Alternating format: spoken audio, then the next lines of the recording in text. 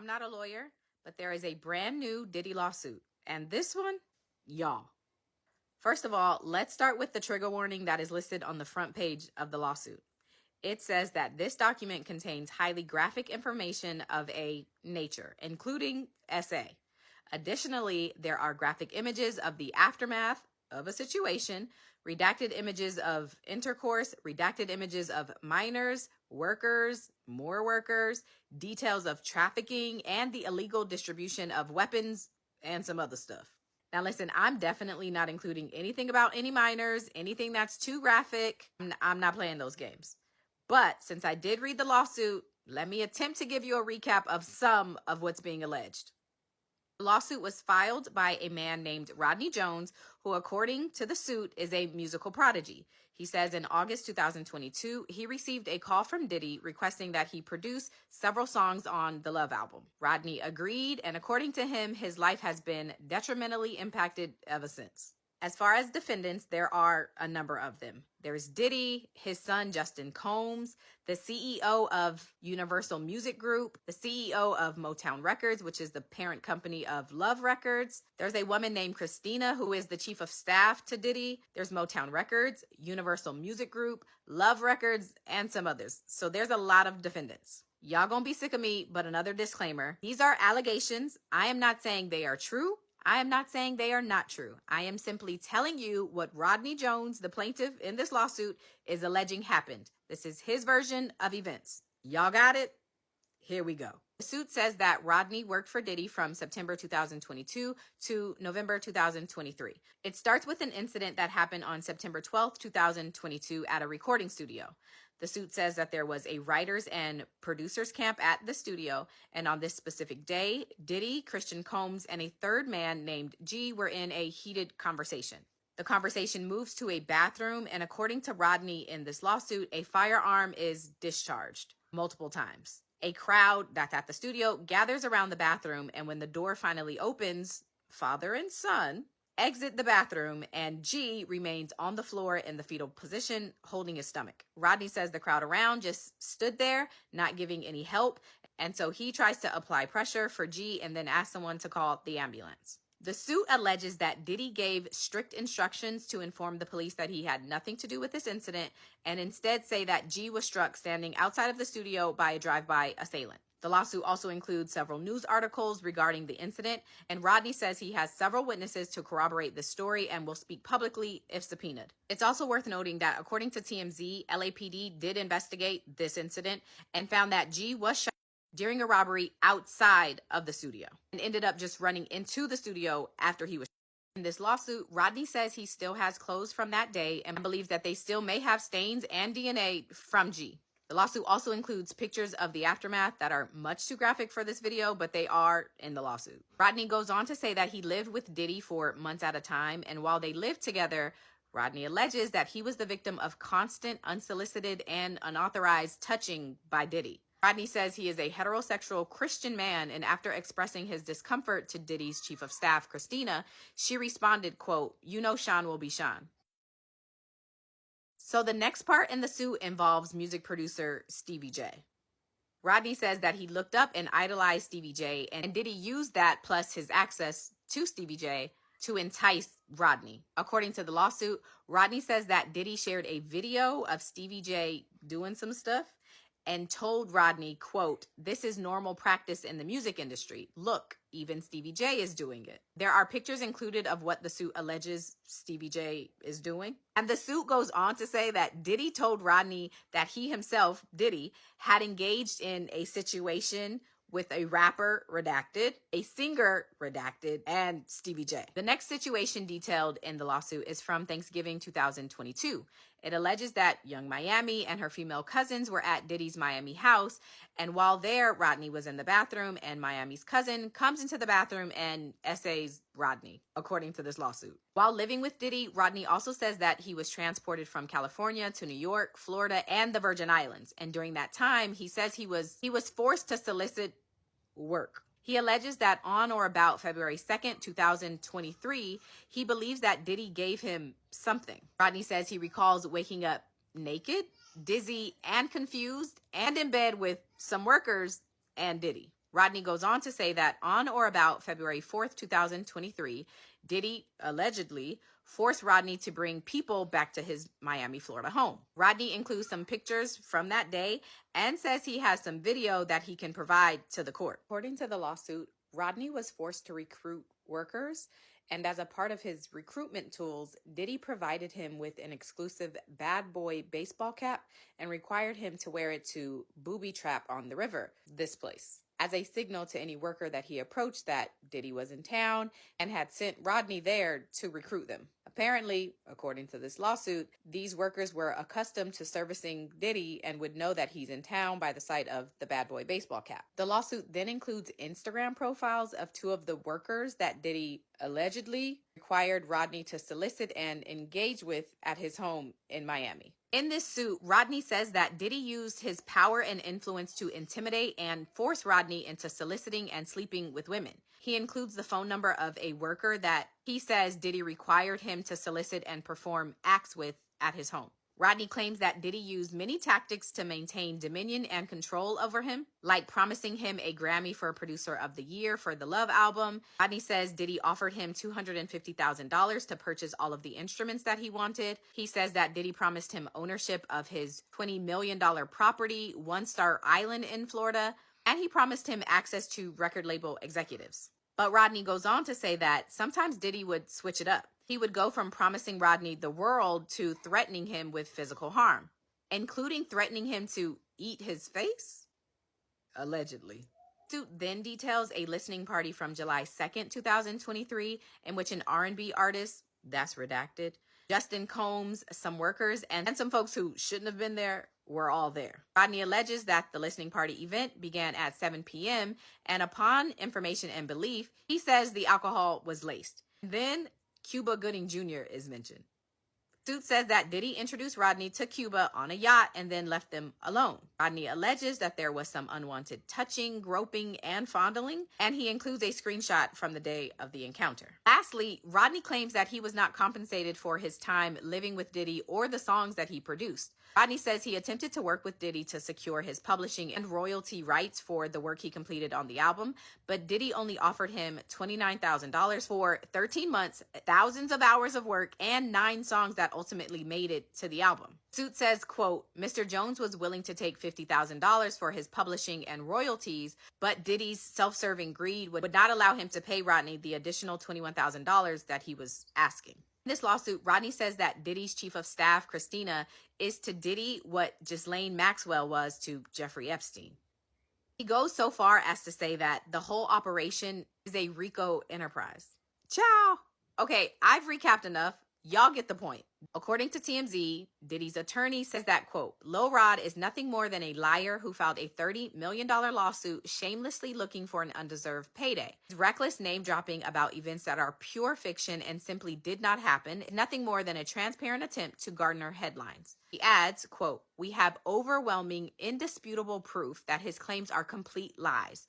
Our attempts to share this proof with Mr. Jones's attorney, Tyrone Blackburn, have been ignored, as Mr. Blackburn refuses to return our calls. We will address these outlandish allegations in court and take all appropriate action against those who make them. So again, this is all alleged, and Diddy will have the opportunity to formally respond to all of these allegations. I'm not saying it's true. I'm not saying it's not true. But if you want to see the full lawsuit, that includes hints at who the redacted names are, as well as pictures and video, you can join my Patreon because I posted the full lawsuit in there. I'm done. Because P. Diddy be wanting the body. And you gotta tell him no. You got to tell him no. I did. Are at these residences. It is worth pointing out the agency that is conducting this law enforcement activity. It's not the FBI, it's not the DEA or the ATF. This is HSI, Homeland Security Investigations. For those unfamiliar, this is an agency that has long been the forefront, specifically at human investigations. So we all knew that Diddy's day would come sooner or later. Unfortunately, it came late for many of Diddy's alleged victims. But hey, at least he's finally going down. And as Cat Williams said, all the deviants are catching hell this year. All of these big deviants is all catching hell in 2024. It's up for all of them. It don't matter if you Diddy or whoever you is. TG Jakes, any of them.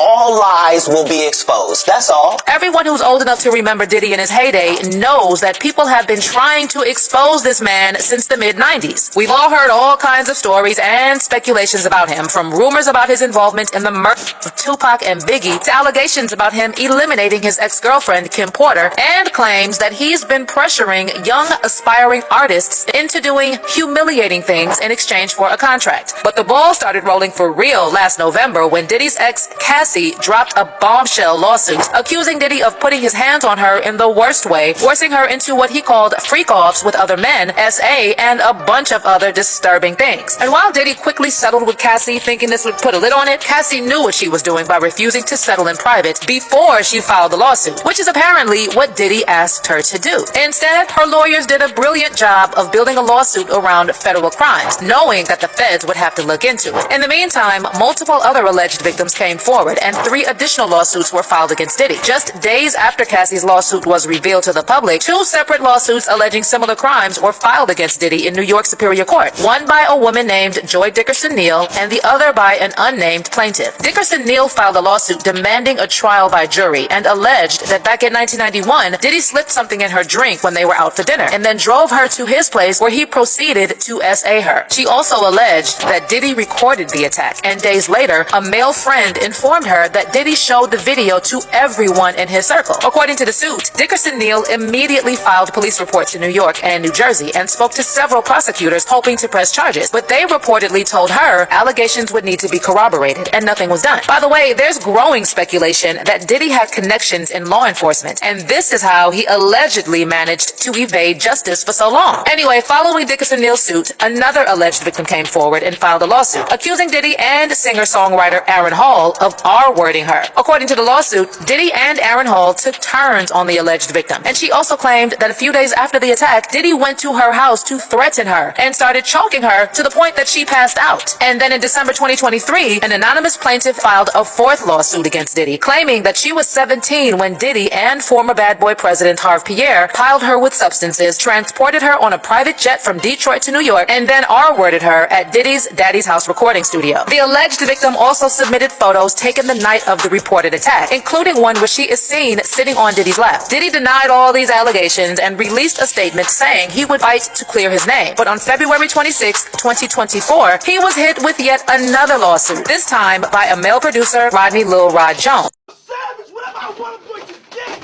Whatever I want, I have to get.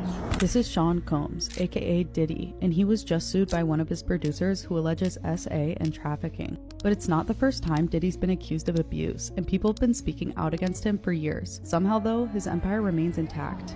Where we hanging out and what we doing, we can't really disclose. For the next 48 hours, he's with me. So, yeah, he signed to Usher. I had legal guardianship of Usher when you know he did his first album. My brother right here from day one, we used to wake up and damn, pause, but like just how. I mean, back in the days when he was like 10 and I was a little bit older, his older brother. But you were 13. What were you seeing? I went there to see the lifestyle. I don't know if I could indulge and understand what I was even looking at. There were very curious things taking place, and I didn't necessarily understand it. Starting to act different, huh? You ain't been calling me and hanging out the way we used to hang out. Well, I mean, you haven't. I was sick of having to cover up everything that you did. And I'm like, well, she doesn't have to you if she doesn't want to. He was upset. I realized, like, oh, this guy is dangerous. In the newest civil suit, Rodney Lil Rod Jones, the producer on Diddy's most recent album, accused the rapper of SA and threatening him for more than a year, and he's seeking $30 million in damages. Doing this situation is not easy. Taking Puff to court, suing him is not easy. Jones also alleged that Diddy was involved in transporting drugs and sex workers, some of whom were minors, and asked for criminal investigation into this RICO enterprise. RICO stands for the Racketeer Influenced and Corrupt Organizations Act, created in 1970 to deal with those engaged in organized crime. Diddy's lawyers say the allegations are pure fiction, though. Just a few months ago, R&B singer Cassie Ventura filed a lawsuit against Diddy, accusing him of and a decade of physical and emotional abuse. She settled with Diddy outside of court. But even more SA allegations have come out against him since, and some say it's Cassie's bravery that empowered other survivors to speak up. Diddy has denied all allegations. Many, including Jones, say that Diddy, who has a net worth of $1 billion, has leveraged his wealth and influence to skirt accountability, despite so many speaking out against him. What do you think? Could this be the end for Diddy? Some massive allegations might be coming soon, and they involve Justin Bieber, P. Diddy, and Usher. So let's start with Usher. Usher was discovered when he was 14 years old by P. Diddy. He was then signed to P. Diddy's record label, Bad Boy Entertainment. Now, P. Diddy was instrumental in Usher's introduction into the spotlight. But according to Usher himself, he was exposed to some disturbing things when he was younger. So in an interview with Oprah Winfrey in 2012, Usher admitted that P. Diddy had brought him to sex parties and exposed him to drugs, all when he was a young teenager. Usher even stated he felt pressured to participate in some of these things that he wasn't mentally ready for. And he went on to state that he regretted a lot of those choices. Usher also went on the record and stated that P. Diddy at the time just wasn't a good mentor or role model to him. So they eventually drifted apart. Now, someone else that P. Diddy found when they were younger was Justin Bieber. Usher found Justin Bieber in 2009 on YouTube and obviously wanted to connect with him right away. Now, from outside looking in, it seems that Justin Bieber and P. Diddy are still friends. In 2021, Justin Bieber even posted a series of throwback photos with P. Diddy. But according to Justin Bieber's own mother, who did this interview in 2023, P. Diddy tried to corrupt her young son from a young age. She claimed that when Justin was still a young boy, P. Diddy pressured him to do cocaine, smoke marijuana, and drink with him at these parties with a ton of adults around. Obviously, this is all alleged, but it's really disturbing stuff. Especially when you know the Jeffrey Epstein level allegations that are coming out about P. Diddy and his horrific ring of abuse. And not only that, but P. Diddy allegedly admitted to murdering people. So I don't know, will these allegations that are coming out in the media be big enough that Usher and Justin Bieber will actually come forward and talk about what happened to them, tell the truth? I don't know exactly what happened, obviously, but I also don't think that they would really come forward and expose stuff like that. They're really high-profile, high-level celebrities. My wife, though, said that there was something with Justin Bieber and his wife, Haley, that they were going to reveal soon. So, I don't know. Something big might be on its way. Diddy's former bodyguard tonight, alleging that Diddy was working for the FBI as a confidential informant. People don't realize this, brother. First and foremost, Puff has been dodging the legal system for years.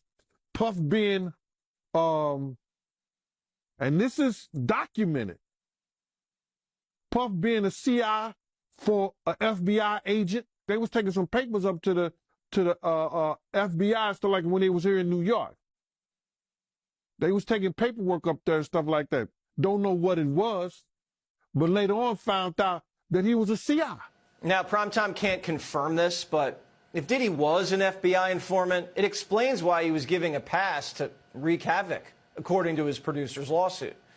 What Diddy wanted, Diddy got. Savage! I'm a savage! Oh! I'm a savage! Whatever I want, I'm going to get! Whatever I want, I have to get! All while he was cozying up to Hollywood figures like Harvey Weinstein and becoming a major voice in the Democratic Party with his vote or die campaigns for Kerry, Barack, Hillary, Biden, getting souls to the polls. For 2 decades, Diddy thought he was untouchable. But now he's had his house raided, tapes confiscated, and the feds are zeroing in on his flight records. Diddy's world's crumbling. 50 Cent's former girlfriend, Daphne Joy, is named as Diddy's sex worker in one of his 5 multi-million-pound lawsuits. Diddy was accused of paying a monthly fee to popular OnlyFans model, Daphne Joy, for sexual services. Amongst other allegations, ex-producer Rodney Lil Rod Jones claims underage girls and sex workers were guests at the Stars House parties and that he saw Diddy drug their drinks. A military-level raid was carried out on Diddy's LA mansion in relation to his multiple sex trafficking allegations this week. Here is everyone named in the P. Diddy sexual abuse lawsuit. Firstly, the lawsuit mentions Jennifer Lopez. The lawsuit claims that while Jennifer Lopez was dating P. Diddy, she brought a gun and gave it to Diddy in the 1999 nightclub shooting. It also claims that Diddy forced his then artist, Shy, to claim responsibility for the shooting. Next, the lawsuit specifically mentions Prince Harry, the Duke of Sussex. It reads in part, quote, Mr. Combs was known for throwing the best parties. Affiliation with and/or sponsorship of Mr. Combs' sex trafficking parties granted legitimacy and access to celebrities such as famous athletes, political figures, artists, musicians, and international dignitaries like British Royal Prince Harry. Lastly, there is Cuba Gooding Jr. The lawsuit claims that Gooding Jr. sexually assaulted Lil Rod while on P. Diddy's private yacht. This is a photo of Cuba Gooding Jr. with his arm around Lil Rod, smirking. P. Diddy's future is unknown, but the likelihood of federal charges being brought against him for sex trafficking or extremely high. Follow to stay updated. There was a time where I was sipping lean, I was popping pills, I was doing Molly, shrooms, everything, and it was just an escape from. Then, when you get 18, you get the house. You get the mansion. Okay, I get the mansion? Yeah.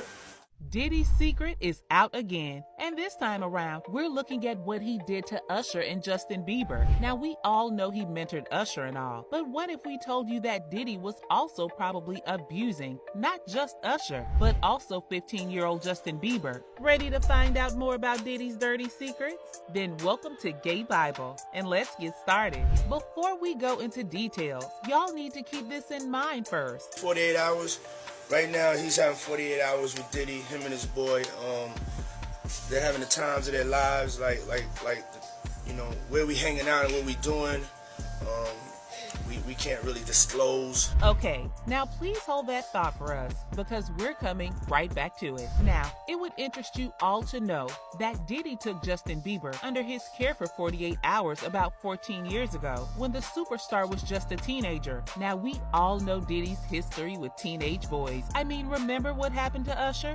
There to see the lifestyle, right? And I saw it, and it was, but I don't know if I could indulge and understand what I was even looking at. It was pretty wild. Well, it seems like Diddy might have repeated history with Justin Bieber. I mean, first off, Diddy is not to be trusted with young boys due to the past allegations against him from the FBI. But recently, a clip surfaced, and we can't help but feel like Diddy might have done some wrong things to poor young Justin. So first, he gets to spend 48 hours with a powerful and famous celebrity, and that's where the whole thing gets tricky. I mean, we all knew what Usher faced when he hung out with older celebrities as a teenager. It may have been fun, but definitely not the kind of fun a child at that age should be exposed to. Back to the gist, Diddy took Justin to a Ferrari that had been packed in the garage and told him he could let him ride it as soon as he turned 16. Now, Justin was only 15 at the time. He tries getting ahead of himself, but Diddy tells him to slow down. As soon as you turn 16, you know what I'm saying, I'm gonna let you rock this every time you come to LA. Yeah, this will be yours. So, every time you come to LA, it's a little dusty, but you know, front shot of this. Man. Minute. Woo. Okay. Okay. Alright, so I'm gonna be driving this next year. Yeah, when you get 16, you come down there, you gotta, wear your seat. I mean, I'm 15, you could ride in the passenger seat. I got my permit. Not yet. No. Alright, 16. No, 16. Slow down. Let's slow down, Jess. Okay. Let's slow down, okay? One step at a time. But, yeah. Now, Diddy didn't just... He allegedly held freak-out parties with underage girls and sex workers and had hidden cameras in every room of his house. Producer Lil Rod claims in a bombshell lawsuit he was drugged and woke up naked in bed with Diddy and 2 sex workers, and claims to have hours of video evidence documenting Diddy's serious illegal activity. Rod also alleged that Diddy possessed compromising footage of every person that attended, including Hollywood's biggest names and even royalty. He says the freak-out parties were career opportunities for young upcoming artists, and Diddy had music execs financially backing them. Did he do it or did he not? Yeah, we have to talk about Diddy, as there's loads of video right now all over social media of his LA mansion being raided by the police because due to the recent allegations and lawsuit leveled against him by a producer on his latest record, Diddy is now being investigated for sex trafficking. Now, for any additional info or evidence on this, it seems we're going to have to wait for authorities to go through whatever they find in his mansion, because because they are sure as hell not going to hear it from Diddy himself at the moment, because he is nowhere to be found, as there are currently reports that Diddy's own private jet has left the U.S. and is headed toward international waters, possibly a country or an island where there may not be an extradition treaty. So this man is really, really on the run right now. And it'll be interesting to see if he can keep that up, because if Diddy does eventually turn up somewhere, the U.S. government might put forward efforts to try to get him brought back to the U.S., or he may have a hard time staying on the lam wherever he is at. Either way, it's not looking good, and running away in this fashion isn't exactly painting Diddy in a very innocent light. Diddy is officially on the run. As some of you have seen, Diddy's homes have been raided by Homeland Security in connection to an ongoing trafficking investigation. We believe this is tied to sex trafficking allegations. Federal agents even detained his sons, who have also been suspected to have been involved in Diddy's sinister activities. And he saw me and decided to pick me up and said to come inside and play with his kids. But coincidentally, Diddy wasn't home. This whole raid stemmed from multiple accusations of trafficking, sexual assault, and solicitation and distribution of illegal narcotics and firearms, causing federal officials to get involved. Diddy's whereabouts were unknown until a Twitter user managed to track his private jet. He was tracked leaving California to Cape Verde, an island that has a no extradition treaty with the U.S., meaning the U.S. has no power to extradite any individual who is currently wanted for crimes. It seems that Diddy knew ahead of time that the police would be kicking down his door and planning to arrest him, so he fled to an island where he knew he could not be touched. Is this the end for Diddy? Hey, young brother, everything's good? Selling out arenas and everything? Starting to act different, huh? You ain't been calling me and hanging out the way we used to hang out. Well, I mean, you try to get in contact with me, through all my, partners and whatnot, but you never really got my number, so. Right, okay. Number? Yeah. I'm gonna tell you my number. Yeah. It's 555. Yes. Okay. 5555. Okay. 55. You heard that? Yeah. Okay. Well, I'm here to because you've been a big supporter of mine. All jokes aside, this right here is my young brother right here. He's been a big supporter of mine. My album's coming out, and we got the crew going around now. You in New York City, and we got the Dirty Money crew. We wanted to make you an official member of the Dirty Money crew. Are you serious? There you go. That is Justin Bieber. This is your swag. And then you got to do the swag walk too. Okay. I gotta show you the swag walk. And Scooter.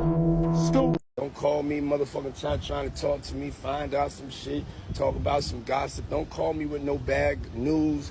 You know what I'm saying? If you ain't calling me to uplift me, if you ain't calling me to I'm not 911, I'm not in the mood. Don't call me unless there's some love on the other end of the phone. Matter of fact, I'm working. I don't want nobody to call me. You know what I'm saying? Everybody do them. Of P. Diddy and his 3 right-hand men, okay? 3. His mouth is being sewn up. So when I see his face, the image I get is the mouth is being sewn up. So he is going to be unable to speak for some reason. I can't talk. I cannot speak for myself anymore. It's because of his mentors. And they don't want it coming out over here, even though some of them are outing themselves. These are old guys connected to old-time, old-style Motown. He's being shut up from outing them or from speaking about them for some reason. So there's a hierarchy going on here, and there's a total takedown of him.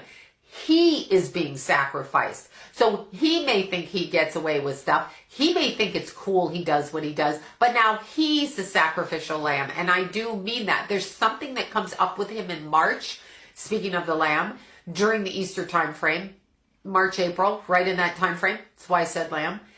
There's something else that's going to come up with him. We are not done. There are younger musicians that are going to come out against him and talk about what he did. The bodies that are buried, okay? So the bodies that are buried, they're going to talk about it. Talk about it. There are men in other countries who are going to speak about it. There is political connections to him. We now know that Diddy is a full-blown predator and is into men. Would anyone be shocked if it was boys as well? He craves power. I don't even think P. Diddy, from everything I'm learning about him, it's really about whether it's men or women. It's actually a lot like a Jimmy Savile case, this. It's about the power. This man just wants to be in complete and utter control over everyone in his vicinity. And the funny thing is this guy was never the real talent, really. You know, Biggie was the talent. His artists were the talent. This man is nothing more than a leech on the people who made him. He's finally going to get his fucking comeuppance, because it's clear from everything I've read, he's a piece of shit. And it really is about time that sex trafficking from men in positions of power is taken seriously, because a lot of the internet would like you to believe that it's the Matrix, and oh, this isn't, and none of the, what is coercion? Women have free will. No, they fucking don't, when they've got a powerful man in front of them who can bully them, control them, and punish them into submission. This is a real thing, and hopefully this might make people wake the fuck up about the reality of sex trafficking. Interestingly, Diddy's arch nemesis back in the day, Suge Knight, who is in jail himself as a record producer who couldn't stay on the right side of the law, has claimed that the police raids today weren't for Diddy, it was to destroy the incriminating stuff on powerful men. And I think he's suggesting even higher up than where Diddy is. I'm going to leave out names, but I have P. Diddy scoop. It's really old scoop, but it's so crazy because I believe everything 100%, and this is why. I used to live in Dallas, and back in the day I had a friend, let's call her Sally. Sally was from New York, but lived in Dallas, and we bartended together. And Sally had a friend, let's call her Tammy. These are old people names. Why am I choosing these? Sally had a friend named Tammy that lived back in New York. And I knew Tammy because she would come visit Sally, and we kind of became like very like super, like just friends when she came to town. Not like we were like, there was really no texting and stuff back then, but like essentially I knew her, right? Whenever she come to town, we'd all go party together. So Tammy was a really pretty girl, but like naturally pretty, not like made over pretty. And this is early 2000s. So we were wearing like a white eyeshadow. She wasn't doing that. She was just a really naturally pretty girl next door type girl. So she was bartending in New York, and P. Diddy came in and he hit on her, and she was like, no, thank you. And he kept hitting on her, and she was like, no, I'm good. I have a boyfriend, blah, blah, blah. She didn't, but that's what she said. So she worked at this club. She's bartending. So then the next day she came to work, and they told her she didn't work there anymore. And she was like, wait, what did I do? And they're like, we don't have to have a reason to fire you. You just don't work here anymore. And she's like, okay. And as she was walking out, her manager was like, you're not going to be able to get a job in town. And she was like, what are you talking about? And then essentially what happened is she walked outside, and there's a large limo, and the back window rolled down, and it was P. Diddy. And he was like, get in my car. And she was like, I don't want to get in your car. And he's like, get in my car. You have no other way to make money.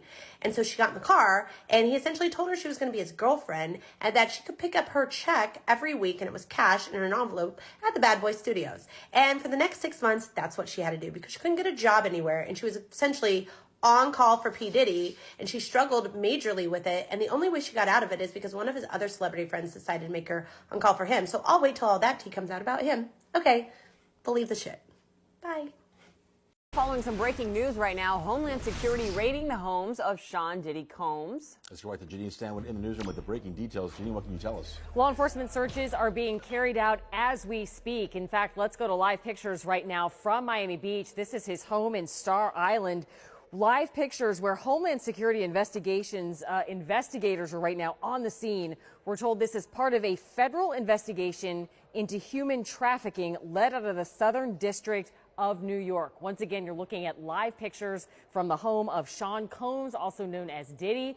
HSI is on the scene right now. We also do have video from his home in Los Angeles. HSI Los Angeles is on scene there, and you can see it is a big scene outside of this big home. We're told that this is a breaking situation. We don't have any word if there's an arrest that's imminent, but you can see heavily armed vehicles and officers and agents are outside the home right now. This is a developing story not only in Los Angeles, but right here in South Florida. As soon as we get more, Nicole, we will let you know. Okay, Janine, some serious allegations there. Thank you.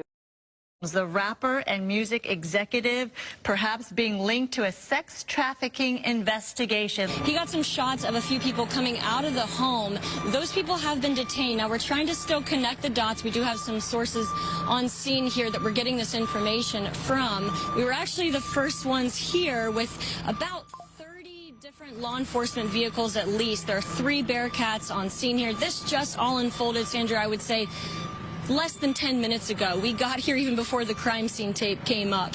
So we're just down the hill. If you look up the street where Tony is right now to the right, you'll see one of those Bearcats, and law enforcement. And on the other side of those bushes, basically, is that home that is registered to Bad Boy Films, which is part of Bad Boy Entertainment. And the home in particular is registered not only to Bad Boy Films, but to one of P. Diddy's daughters. They are heavily armed, and they've been very tactful, would probably be the best word to use, as they made entry into this home this afternoon. We actually watched them as they made their way through one of these side gates, and as soon as they got inside the home, one of the first things they did was made their way into this garage that you see is open right there. Now, they did take a couple people into custody. We witnessed that. Now, are they under arrest? Are they just being asked about what they know? That I can't answer, but I can tell you there's 3 people right there that were taken into custody, were inside that home at the time of the raid. We did see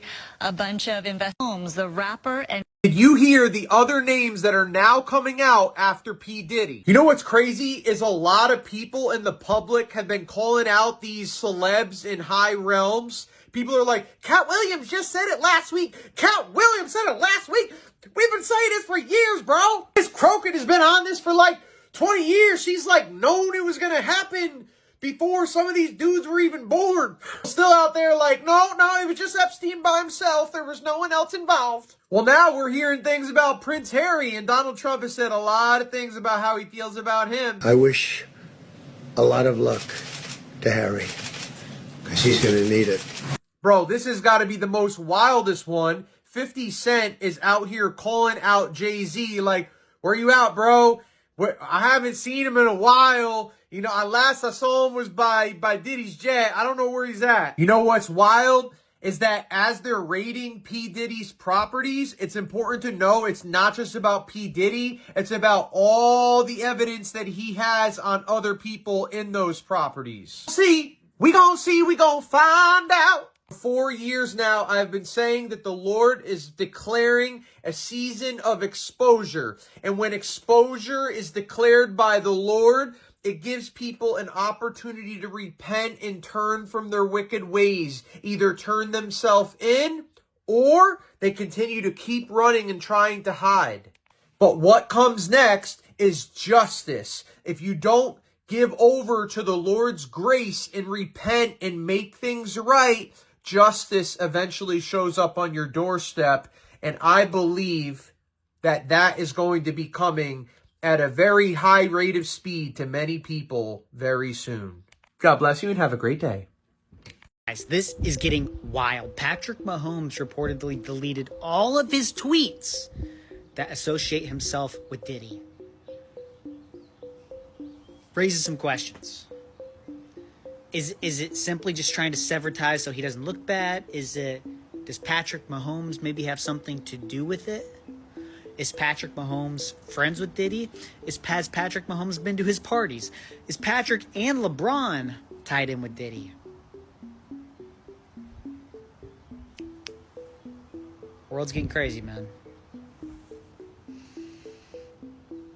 What do we do with this stuff? I just don't know what to do.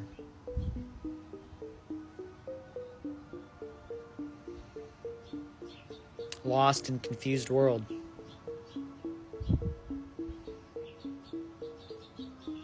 Stuff like this makes me hope in humanity. Patrick, what are you doing, man? You gotta tell the people now. You asked for it. You gonna talk about Diddy? Let's talk about Diddy. You gonna talk about him? Let's have it. I've been talking about him. What is your take on what's going on right now? And obviously you've been covering it for a while. Is it shocking to you? Is it not shocking to you? Is it right on brand? Thoughts? I'm not shocked by it, I think. But Diddy is an example. I think he's like a psychopath. He's nasty, perverted. I've heard on drugs. Like, this is what happens. Cassie basically opened the Pandora's box. And there's several victims out there. And he probably, you know, when I describe the psychopath's behavior, it's like they're omnipotent. They think they're godlike. They think they're God and they're untouchable. And I believe he got so bad to the point where he gotten away with so much, even with the Shine situation and avoiding the law and having, you know, that's the guy, the Muhammad guy, head of security, which is tied to Michael Jackson, which is crazy to me.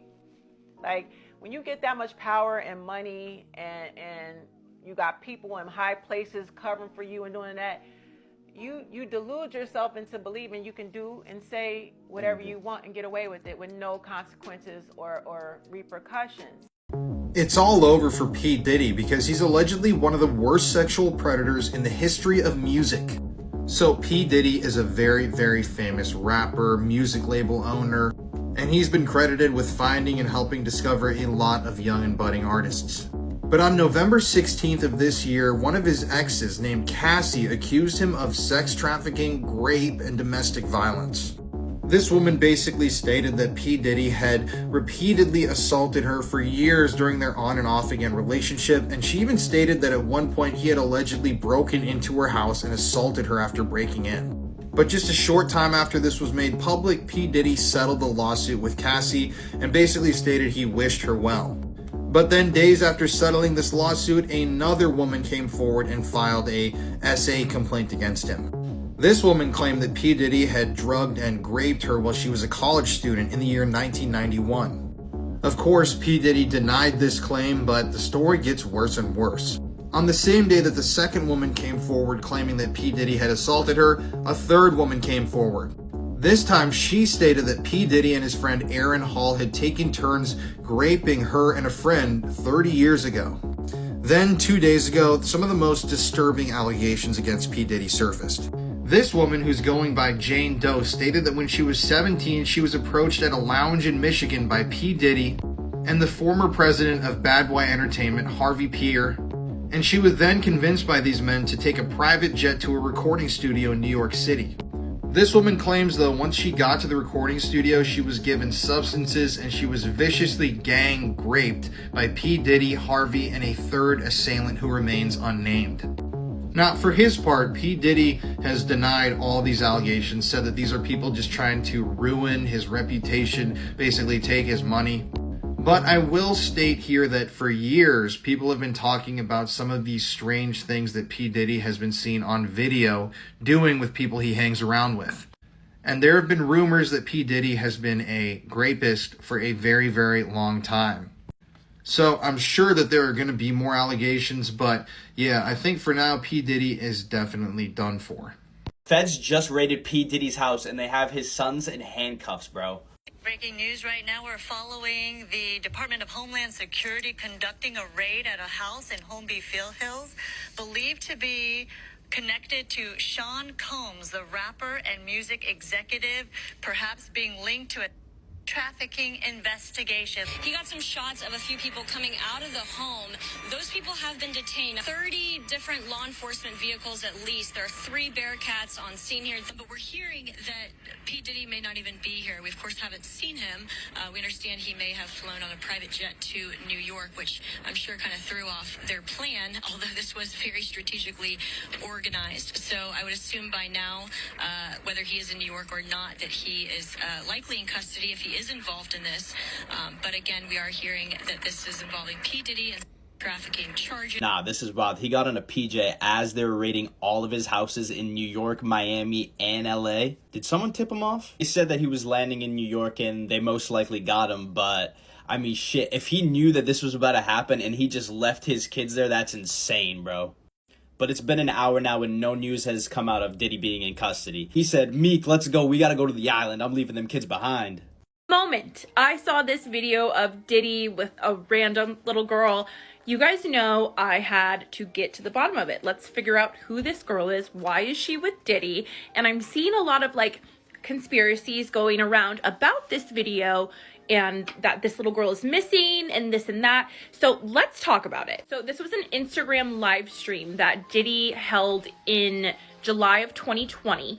And there was about 50,000 people watching this stream. Also in this live stream, you can see Quincy, who is Kim Porter and Albie Shore's son, who Diddy basically adopted and raised as his own. So I'm gonna play you a clip from this live stream now, and then we're gonna talk about who this girl is. Ava, I'm a Scorpio. No. What's your last name? Ava Combs. What's your other last name? Ava Baroni. Eva Baroni Combs? Yes, it's breaking news. Diddy adopted a white child. I want you to tell the story about how I adopted you. But you still have beautiful parents but you're my child also. But please tell the story. So, I was on the streets, and then Papa Combs decided that he would like to be a caring man. So then he saw me and decided to pick me up and said to come inside and play with his kids. Yeah. Hey, that's like a little bit like borderline suspect. I don't want nobody. We want to get it clear. I adopted you like Madonna adopted kids, and everybody else adopted kids. Charlize Theron, everybody's ever adopted Sandra Bullock. I adopted you because I felt that you could, enjoy also having a black parent to take care of you and help you out. And it's Ava Baroni Combs. So as you can hear, it's just kind of an odd conversation. In my opinion, she looks pretty uncomfortable. She looks like she's smiling, but like her eyes aren't smiling. You know what I mean? Diddy's talking about how he has adopted her and this and that and the other. It's just kind of strange. And also, I just don't think it's appropriate for a child to be on such a massive platform like that, especially when it's not your own child. And even if it is your own child, still doesn't need to be on that kind of platform.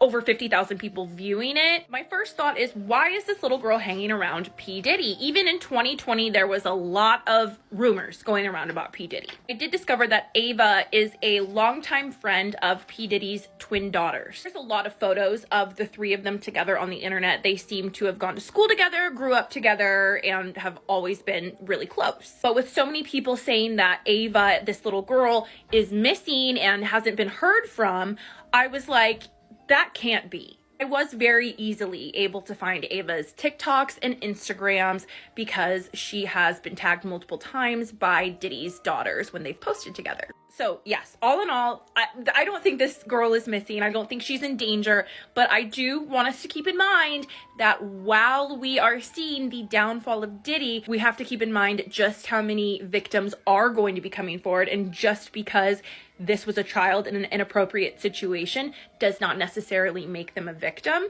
And Ava has never spoken out with any kind of allegations against P. Diddy. So let's just make sure we are holding space for victims and not creating conspiracy theories, even though I totally understand why people would jump to these kinds of conclusions under the circumstances.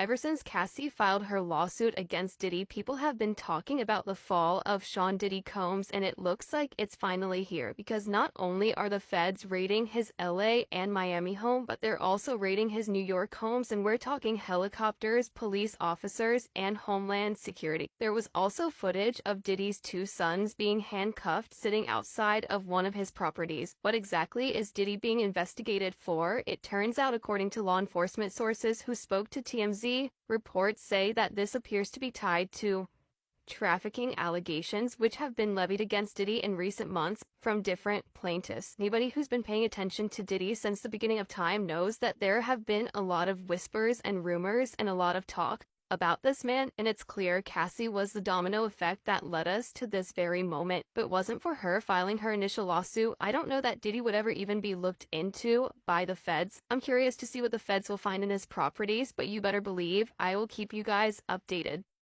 What the devil gives, the devil can also take. Diddy, you are in the bad place. You should have just given her the money when she asked for it. Now, Cassie is probably somewhere sitting, watching all of this unfold. So if you guys haven't heard, Diddy's Miami and Los Angeles homes were raided by Homeland Security over the sex trafficking investigation.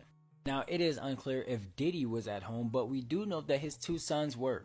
Now, to me, it's almost as if somebody gave him the heads up and said, hey, they're coming for you. You need to get out of here. And if he didn't tell his sons the heads up if he got in one, that's some grimy shit, man.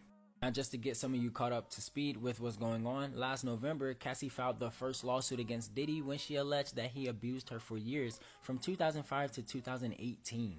Now, the next day, they both agreed on a settlement. However, more cases came after that, with more people subsequently accusing Diddy of sexual abuse and 2 more filings. Then in February, Diddy was hit with another lawsuit by Rodney Jones, aka Lil Rod, who accused Diddy of sexually harassing, drugging, and threatening him. Lil Rod also named other defendants, including Diddy's son Justin, which was in handcuffs. Now, like I said, both sons were in handcuffs, but usually when the Fed raid a home, 9 times out of 10, everybody's getting put in handcuffs, especially if you were named in like a lawsuit or something. You're getting cuffed. So they most likely came with pictures of everybody they thought needed to be handcuffed. Now, I don't know, but we're going to stick close to this because, like I said, Diddy has been doing some grimy shit for the past, who knows, like since the 1800s. No, but we're gonna watch this case a little close. Is this P. Diddy or Jeffrey Epstein? That's what all these new allegations have me asking about Sean Combs. I'm going to warn you right now, the case we're covering is extremely disturbing, so viewer discretion is advised. P. Diddy is obviously an extremely famous musician, producer, he's been in movies, he's a very established Hollywood guy. And news broke a few months ago that he was being sued for some disturbing sexual claims. But the new claims that have just come out are next level. So all of this was recently filed in court at the end of February by a man named Rodney Lil Rod Jones. Rodney claims that when he worked for P. Diddy, he was forced to do a number of disturbing things. That involves constantly having to find sex workers for P. Diddy, and P. Diddy would force Lil Rod to perform acts with these workers, and he even claimed that P. Diddy spiked people's beverages at his house parties. But why am I saying Jeffrey Epstein? Well, the lawsuit alleges that there were a number of minors at these parties engaging in acts. This lawsuit also claims that P. Diddy constantly groped Lil Rod, including in his most private of areas, if you know what I'm saying. And these assaults took place all over the country, from on islands to on yachts to in New York City. And apparently Lil Rod tried to raise these concerns with P. Diddy's staff many times, but he was repeatedly told that all these assaults were just P. Diddy's way of showing that he likes you. The lawsuit also claims that P. Diddy forced his worker to wear a Bad Boys baseball cap when he went to clubs. That was to let any sex workers know of any gender that P. Diddy was in town and looking for some action. Lil Rod also claims that P. Diddy threatened to take him down with all of his powerful connections. He threatened physical violence against him. And allegedly, P. Diddy also admitted that he had played a part in multiple murders. Even murders that in the past he had faced charges on, but had gotten them dropped. There are a lot more allegations made in the 70-plus page lawsuit that are really disturbing that I can't talk about here on TikTok. But I would encourage you to inform yourself and go read it so you can stay up to date on this evolving situation. Now, obviously, P. Diddy's lawyers have called all of these allegations complete BS. But the guy who filed the lawsuit actually claims that he and his team have hundreds of hours of audio and video recordings showing P. Diddy and his team engaging in very, very disturbing illegal activities. I don't know what's going to happen next, but this is definitely the downfall of P. Diddy, and I'm sure that these allegations that are going to keep coming out are just going to get worse and worse. All I'm going to say, as P. Diddy home is getting raided, and all the people who like to party with Diddy, I'm talking about the Ushers, I'm talking to the Meek Mills, the French Montana, and even more, comes out when they find these evidence. Because there is tapes. There is something hidden. They're going to find something eventually on them. They're going to find something on them eventually. There's a reason why you haven't heard from him and he don't come out and speak on anything or try to defend himself in any shape, way, or form. You guys got to look at this. Let's say me as a man, I'm getting blamed and accused for that I have not done or isn't true about me as a man. Right? And I'm just silent. I don't need my lawyers or anyone to back me up. I know it ain't true. Why y'all speaking bad on my name? Why y'all talking bad about me on the internet? Why y'all saying I'm doing this? That's not me. I don't do those things. Where's the proof? I would come out and speak about it, talk about it. He doesn't come out and speak about anything because he know his time is ticking. His time is up. The last thing he ever made was him getting on here praying and saying the energy is bad because this man exactly knows the things that he's done with men and with women. Paying people hush money to shush and go away. He did it with that girl. And he did it with more. Security, all of them. They all keeping him his secrets. See, when Diddy starts giving out the money, everyone wants to start coming and expose and coming out and talking about and exposing them. And that's what's happening. The same thing with the R. Kelly situation. The same thing with the Bill Cosby situation. He's going down. His time is up. No more partying with Diddy.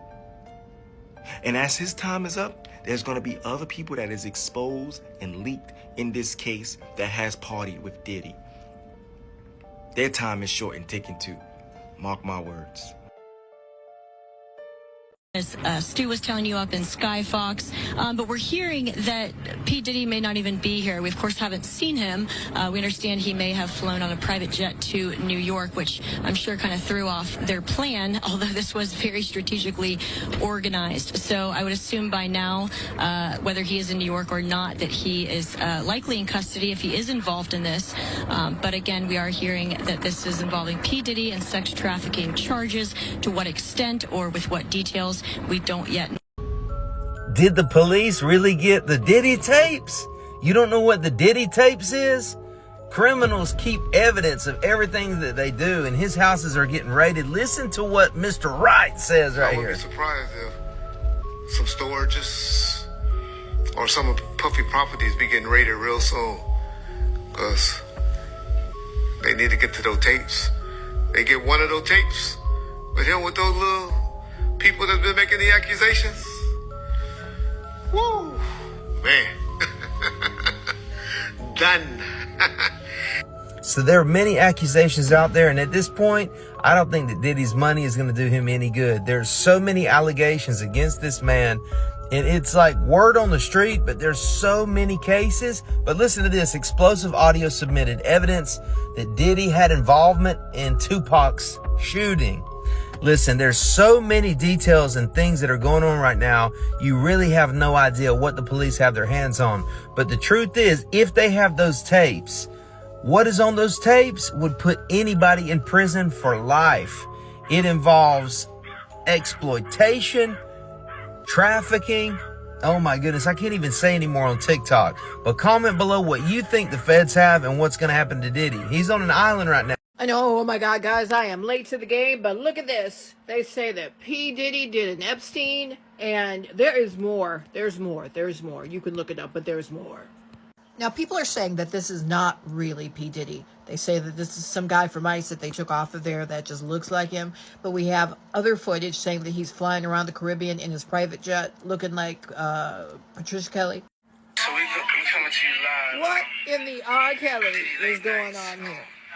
Anything can happen. I'm just vibing. So why? Now, does this look like P. Diddy to you?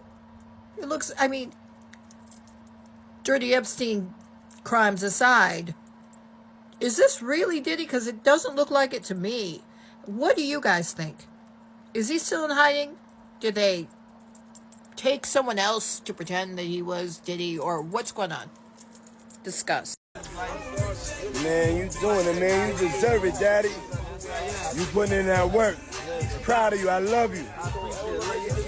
Yeah. My brother right here from day one. We used to wake up and, damn, pause, but like, check this out. Back in the days when he was like 10 and I was a little bit older, his older brother, we used to fight over the Frosted Flakes. You know what I'm saying? Before pause was invented. You know what I'm saying? But it's my brother for real. We used to actually wrestle off of the Frosted Flakes because he used to always get up early with me. Now he's one of the richest stars in the world. And Yo, what the f*** did Puff just say?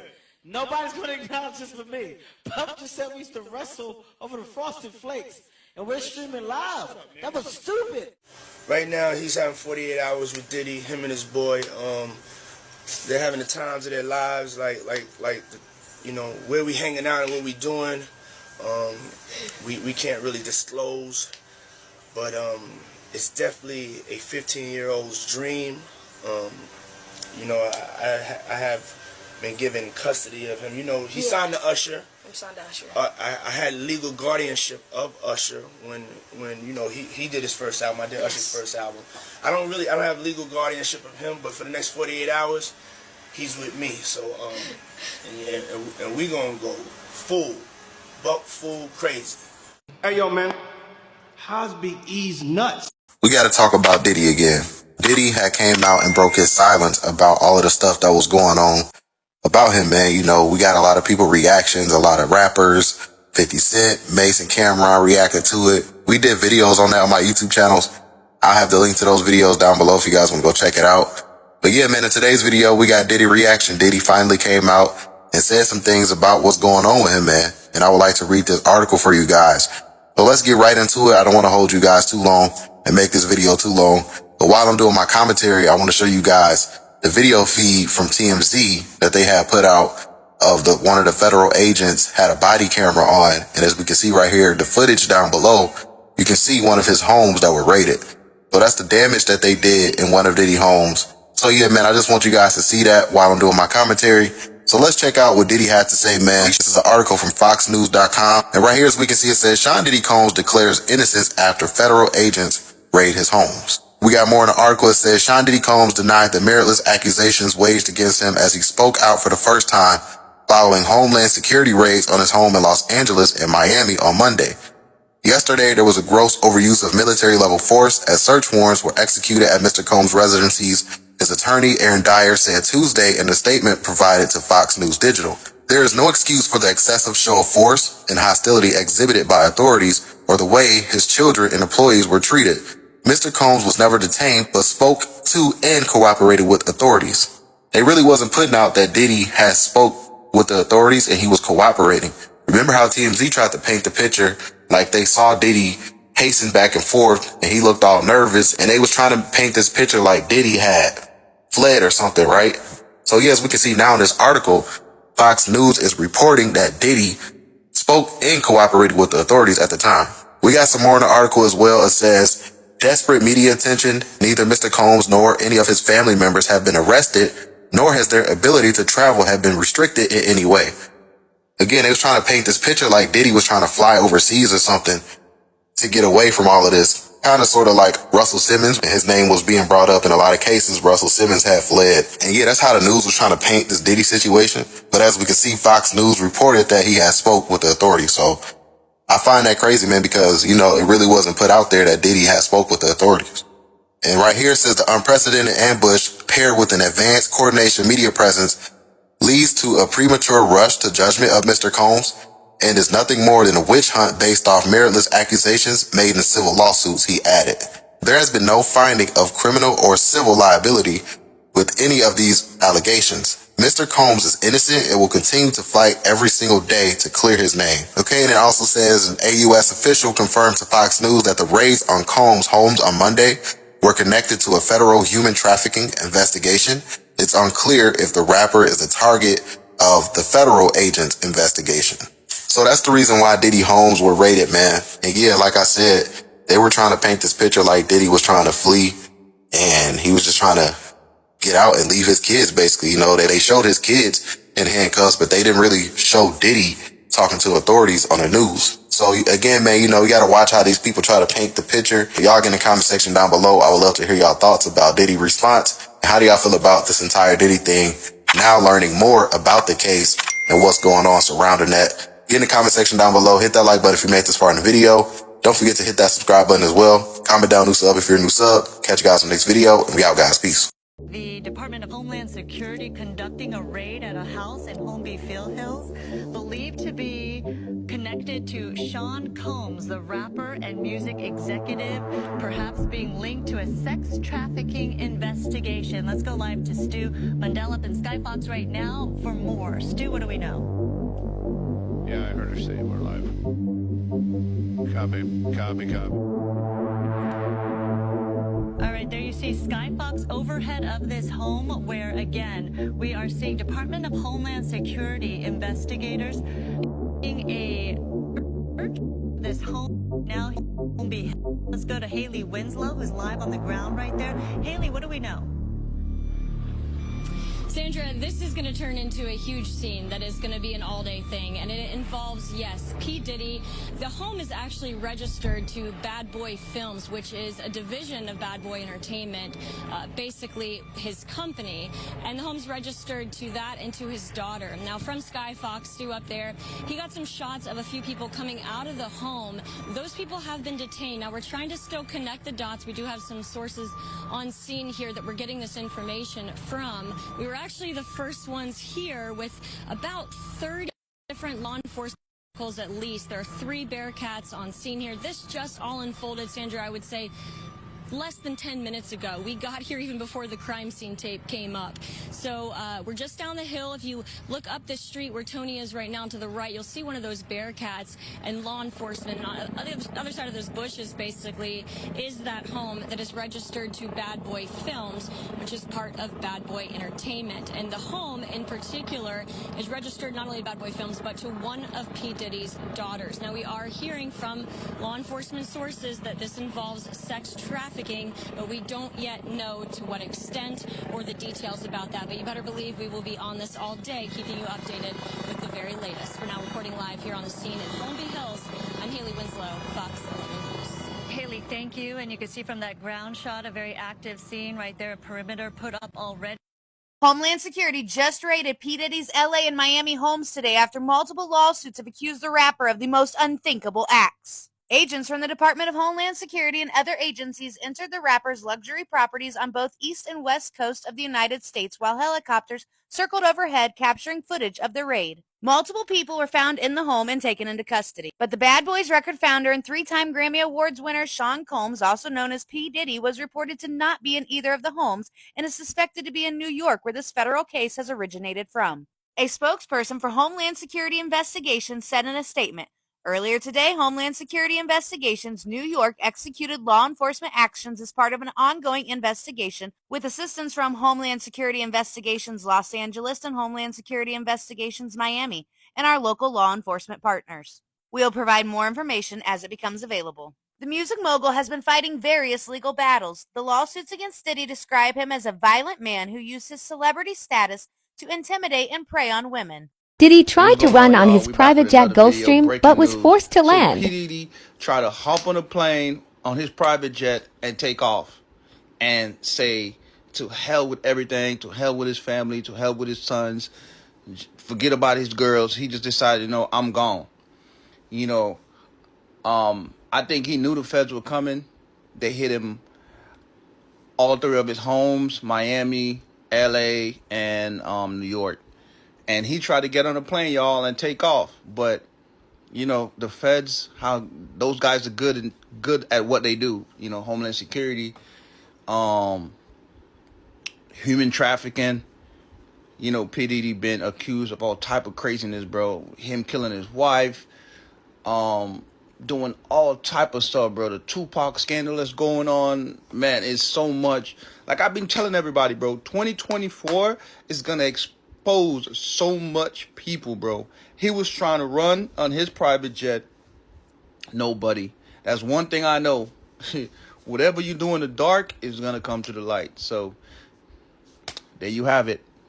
Turn now to rapper Sean Diddy Combs, responding after federal agents raided 2 of his homes.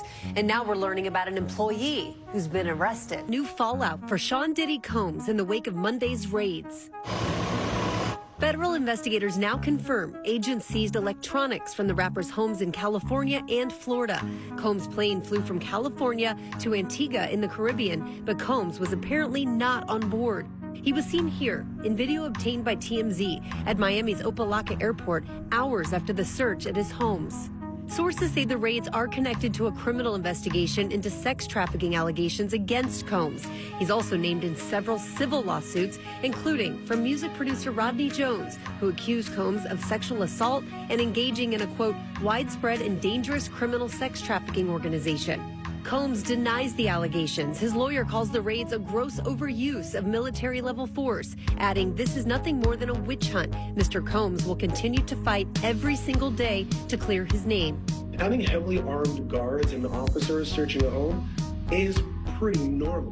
some of the allegations against Sean Combs doesn't just involve sexual assault and human trafficking, but also the possession of firearms and drugs. Meanwhile, one of Combs' employees named in one of the lawsuits was arrested Monday on drug charges. According to the civil lawsuit, Brendan Paul is accused of previously carrying drugs and guns for Combs. All right, man, these Diddy them sons the whole time. His sons in handcuffs, Diddy at the airport pacing back and forth and shit. Bro got up out of here. But my whole thing is, you know what I'm saying, I just feel like why do people take years and years and years to come out saying shit? Like, you know what I'm saying? Like, if you was hurt, why the fuck it took you 20 plus years to say this shit? I mean, I guess people probably was scared when I think about it. They like, shit, that nigga got bread, but shit, it sounded like he was motherfucking tricky. You know what I'm saying? Like, I'm trying to see what the hell he did, like, really. I mean, I don't know, man. Maybe I ain't just get into the whole little paperwork thing and know everything he did and shit. You know what I'm saying? But damn, why they raiding that boy crib like that? Look at little Sean Combs, that boy pissed. But yeah, man, what if they got everybody thinking he took off on this jet, but the whole time they got this nigga kidnapped somewhere? That shit'd be crazy as hell, bro. That shit wild. Like, they billionaires, and then he was so paranoid in this video.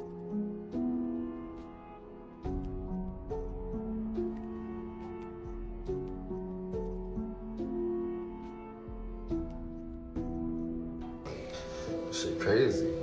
And then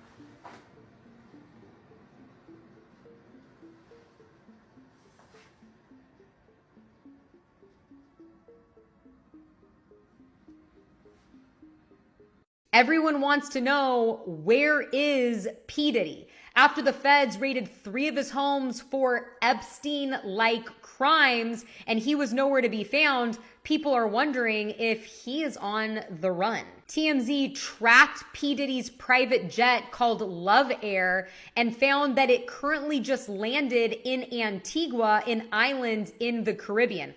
Other people on the internet are also tracking his jet, and they believe that Antigua is just a stop and that he is on a flight path to another island, Cape Verde, also known as Cabo Verde, a small island off Africa. But you might ask yourself, why would P. Diddy go there? Well, because the United States does not have an extradition treaty with Cape Verde. In other words, if P. Diddy can make it there, he would be safe and would not be forced to come back to the United States and face charges. Didn't Cat Williams predict that this was going to happen when he was on the Shannon Sharp podcast? Also, Candace Owens weighing in her thoughts on the whole situation, tweeting, the feds are currently raiding Diddy's house. They already knew what he was up to, but he's going to be the fall guy so that they can protect the people at the top of the ring. They're raiding his home to hide evidence, not to find it. That's how it works. It is interesting that she's saying this because if he's already in the Caribbean on his way to maybe Cape Verde, then you would have to think that somebody tipped him off so that he could get away. So we know where Diddy's jet is, but we don't have any confirmation that he is on the plane. Do you think he is? As always, let me know what you think about all of this down below. Allegations really just keep stacking up against P. Diddy. He has 5 accusers up to this point. Both men and women. That was a little bit bizarre. They both allege that he's guilty of sexual assault and also of running a sex trafficking ring. Now, both of his mansions in LA and Miami were raided earlier this week by Homeland Security. And next thing we knew, his private jet was landing in the Caribbean. I'm unsure what the laws are there that he thought that that was a smart move. I don't know if there was any jurisdiction by the United States where they could arrest him on that land. I'm not sure, but he immediately took off. I think he stopped and refueled somewhere in the United States, then went straight on to the Caribbean. This was right as the news was breaking the other day. Now, the story, like I said before, gets literally crazier and crazier as time goes on, including the fact that we now know that Diddy used a former Syracuse hoops player as his drug mule. This kid, I guess he's not really a kid anymore, 25 years old, Brendan Paul. He was arrested in Miami at the Opa-locka airport on cocaine and marijuana possession charges. So here's his mugshot from when he was arrested the other day. And we can admit, he looks a little nuts. Disheveled hair. I don't know. His skin's not looking too good. Looks like he hasn't slept in quite a while. But now let's throw it back. I want to show you his picture from when he was still playing basketball at Syracuse. Here's his picture from his college days. I mean, look at this kid. He's adorable. He's clean cut. He's in shape. He looks like he's been sleeping. He's thriving, really. I have no idea how you go from this to becoming a drug mule for one of the most famous rappers in the world. I have no idea how that happens, but I'm sure his parents have been waking up this week, scratching their heads thinking, where did we go wrong? I have no idea.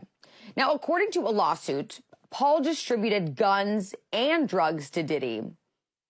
And speaking of distributing drugs, according to one of Diddy's latest accusers, his former producer, whose name is Rodney Jones, also alleges that Diddy had sex trafficking parties on a regular basis full of underage women and claims all types of people were there, including, this one was a bombshell, Prince Harry. Now, Prince Harry isn't being charged with anything. He's not in any type of legal trouble. But the fact that there is, the acknowledgement that he might have been involved with these sex parties, definitely, of course, not a good look for him.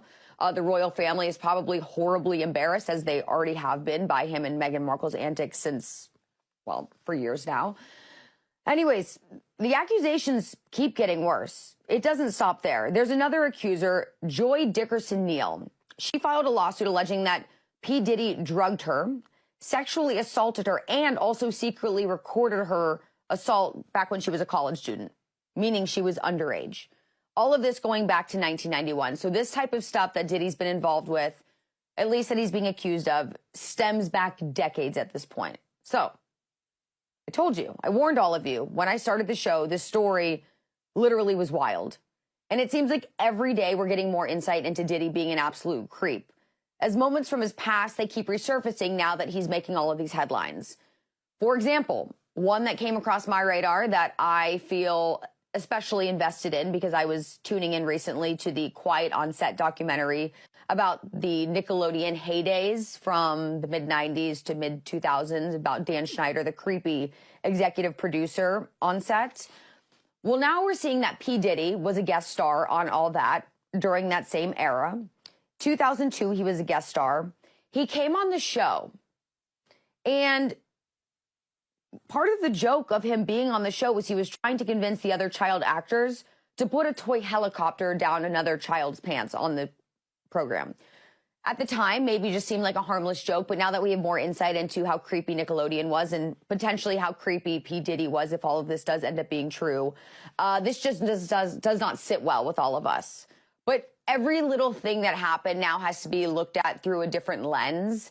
And obviously, we heard from Usher earlier this week as well, who was reminiscing on his time growing up under the guardianship of Diddy. And he even mentioned like some of the stuff that would go on in the house he could not even speak about. He wasn't saying it necessarily in an accusatory sense, but obviously Usher was exposed to probably things he shouldn't have been exposed to at the age that he was, and I'm sure Justin Bieber followed down that same path as Usher did. Okay, so here we are. 5 accusers at this point, some of who have been named, others who have remained anonymous still, but this whole investigation stemmed back in 2023. It all began. Singer Cassie, who dated Diddy for years, she came forward, claimed sexual and physical abuse at the hands of Diddy. And at the time, I remember thinking to myself, is this woman telling the truth? Obviously, you all know how I feel about the Me Too movement. And I felt like there is the possibility that when you come forward so many years later, maybe you're looking for something in return. Maybe you have your eyes on a jackpot. I don't know. So I always in my mind had maybe a little bit of suspicion that it might not be so truthful. Now, because of everything that's going on, I am looking back and I'm thinking, I'm shook. I mean, I completely loved Diddy growing up. He was one of my favorite rappers. But if what she was saying, you know, was back in November, and now we have all of these other accusers coming forward, there's a good chance where there's smoke, there's fire. And obviously, I don't know what the police have as far as information goes and what they were able to obtain during those raids on his mansions earlier in the week. But this does not look good for Diddy. And I have a feeling this is going to do some serious damage to his empire and also his legacy. And I have a feeling if they do, in fact, deem all of this information that they're being given to be accurate and true, everything's going to come crumbling down very, very quickly.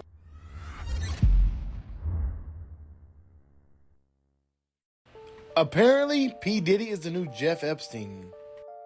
It recently came out that Diddy was doing some questionable things with powerful people and even teens, to put it mildly. Just recently, the other day, he tried to avoid the authorities but was stopped before he could disappear. This whole thing is just wild considering it involves a lot of entertainers. Some of them include Meek Mill, Jay-Z pictured here, and the Instagram Goat of Throats, you know what I mean, known as Young Miami, who was apparently one of his workers who would entertain the men, wink wink. But it goes a lot deeper than that. It's believed that he ran an operation that moved and used young people, if you know what I mean. Now, it's great that all this is coming to light and his bad deeds have been exposed. But I think the rabbit hole's a little deeper, and I think more influential people are involved, and it would not surprise me if he takes an eternal nap after they arrest him and say he was feeling a little sad. Remember, almost nothing is as it seems, and let me know in the comments what you think. Stay weird. They raiding Diddy house. What the hell is going on? This is crazy. Law enforcement still walking the property. What? See them walking in pairs. So both of Diddy's homes, his LA home and his Miami home, is currently being raided by federal agents amid a sex trafficking investigation, you guys. And this is both of Diddy's sons in handcuffs. I don't know if they were arrested and taken away or if they just held them there for a little while. I don't know. But to see both of his sons in handcuffs, to me, is like, damn, did they have something to do with it? Now, you know, we all always speculated something about Diddy because you always hear rumors. So that part I'm not really shocked about. But to see the sons in handcuffs, that shocked me.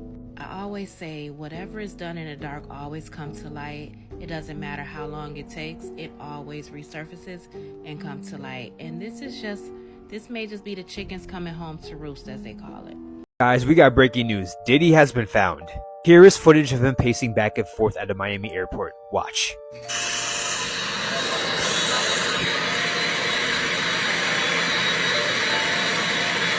There he is. I guess you wonder what's going to happen next, Diddy. I know.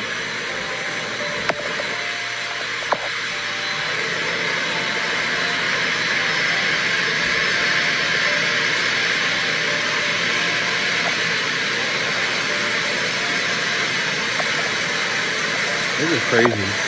Now, this was right outside of Miami airport after being stopped by the feds. So it is important to note that he was not detained. Now, a lot of people thought that he was in the Caribbean because they saw that his private jet was over there. But here you can clearly see that he was in Miami when he was being stopped by the feds. And I don't know about you guys, but the guy does look like he's worried. But guys, what are your thoughts on this? Let me know in the comments below. Is he guilty or not? Let me know in the comments below. And if you like this video, make sure to share this with friends and give me a follow. Also, follow me on YouTube in case this app gets banned. My name's Ava. I'm a Scorpio. No. What's your last name? Ava Combs. What's your other last name? Ava Baroni. Ava Baroni Combs? Yes, it's breaking news. Diddy adopted a white child. I want you to tell them the story about how I adopted you. But you still have beautiful parents but you're my child also. But please tell the story. So, I was on the streets, and then Papa Combs decided that he would like to be a caring man. So then he saw me and decided to pick me up and said to come inside and play with his kids.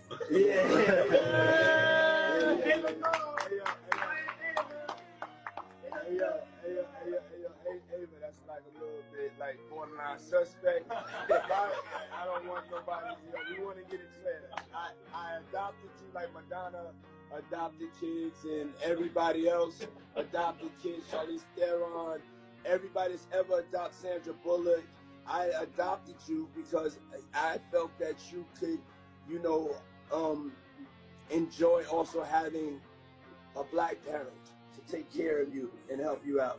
So, just clarify it because it's crazy out here online. So I played with the kids and I got permission from your mother and say all of that because it's crazy out here. Well, I met Jesse and Lila when I was 6 months old. 6 months. And then basically sisters, all 4 of us. So, 6 months. I always come over. Yes. And it's Ava Baroni Combs. Let's go. Just got this, Jesse. Combs' ex-girlfriend, Cassandra Ventura, sued, you're talking about the lawsuit, sued Combs in November of 23, allegations about sex trafficking. She's now put out a statement through her lawyer reacting to this, what we're watching happening live. We will always support law enforcement when it seeks to prosecute those that have violated the law. Hopefully this is the beginning of a process that will hold Mr. Combs responsible for his depraved conduct. I'm just thinking about Jeffrey Epstein. Didn't that start with civil suits? So I'm so glad you mentioned that, because in this lawsuit that I had just mentioned, there was a comparison to Jeffrey Epstein. There was one of the individuals that has been associated with Jeffrey Epstein, they said is almost like the madam. They almost said she was like the Ghislaine Maxwell. And I remembered that comparison stood out to me at the time. So hearing that from Miss Ventura, which, by the way, she settled her lawsuit with P. Diddy one day after it was filed. Now, having said that, I recall that the statements that were released after that were not saying this was a vindication and that P. Diddy is completely innocent, but that they resolve their issues amicably, but she never gave up her contention that she was sexually assaulted by Mr. Combs. So I'm just looking again at the pictures here outside his house. You mentioned why you believe the SWAT team is there, because he's known to have weapons. And it's DHS, Homeland Security.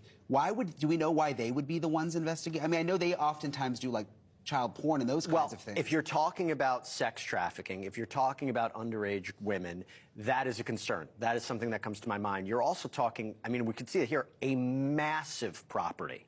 Massive. It is bigger than I've seen. Yeah. And what you're seeing here really is a possibility they don't know what they're entering into. And they don't know if there are secret compartments. They don't know who's in the house. And so obviously when you're attempting to go into a property like this, you would see that kind of massive effort.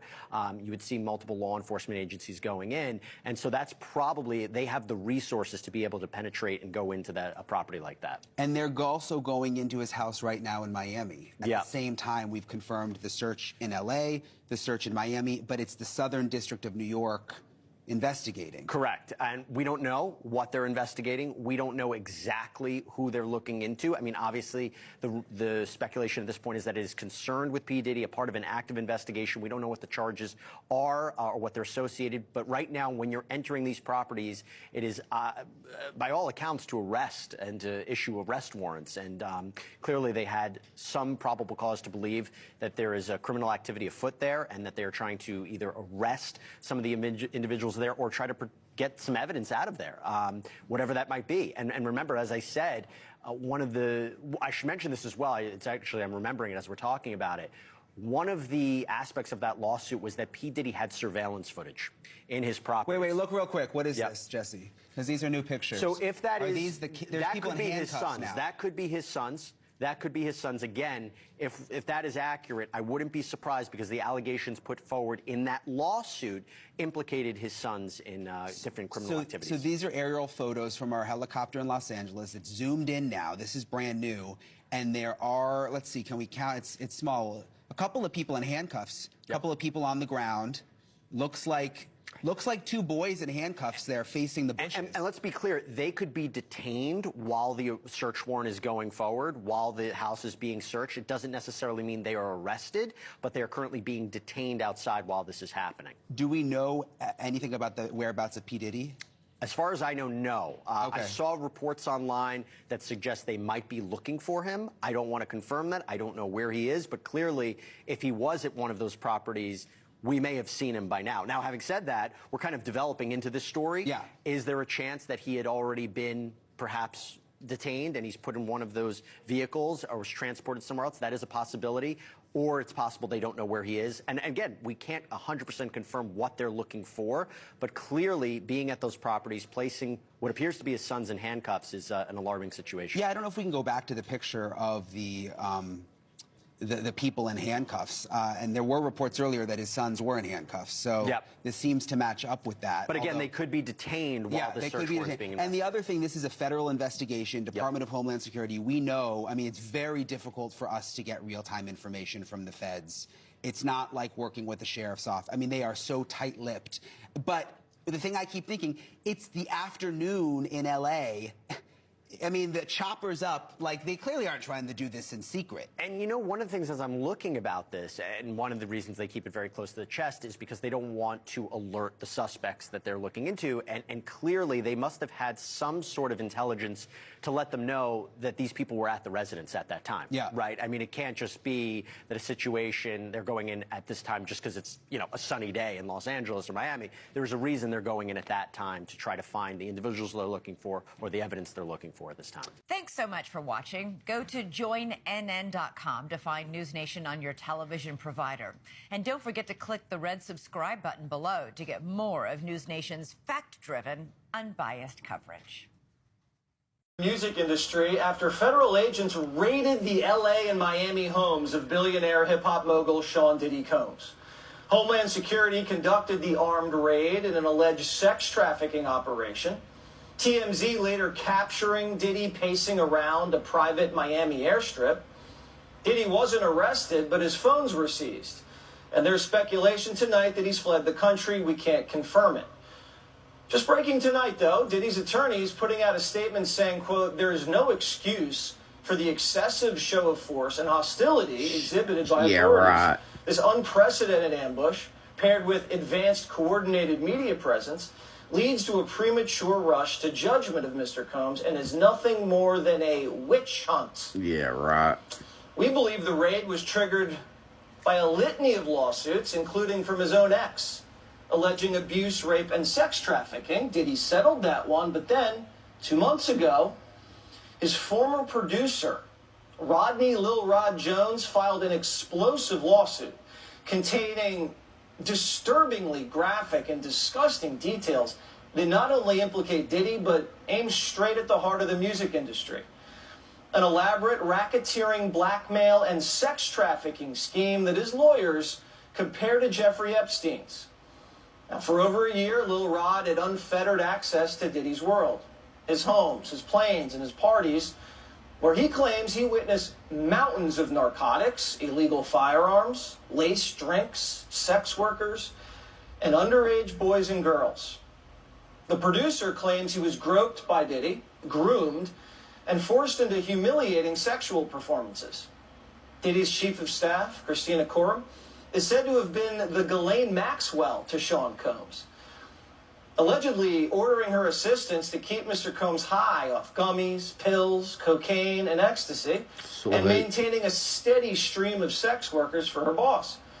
Now, some of the women brought into Diddy's orbit were under the age of 16. That's according to the complaint. The lawsuit claims he required the sex workers and underage girls to sign NDAs prior to entering his parties and prior to being drugged and sex trafficked at these parties. Diddy allegedly forced all of the women to drink laced De Leon liquor, as well as laced Ciroc vodka and champagne. His former bodyguard, Gene Deal, said this. Guys don't put those pills that they get to the girls in the champagne bottles because they popping them in front of. It's in the orange juice and it's in the cranberry juice. They didn't put the pills and the stuff in there, the roofies. Those girls who like the mixed drinks, they gonna pull their own sexual act because they don't understand it ain't in the bottles, it's in the juice.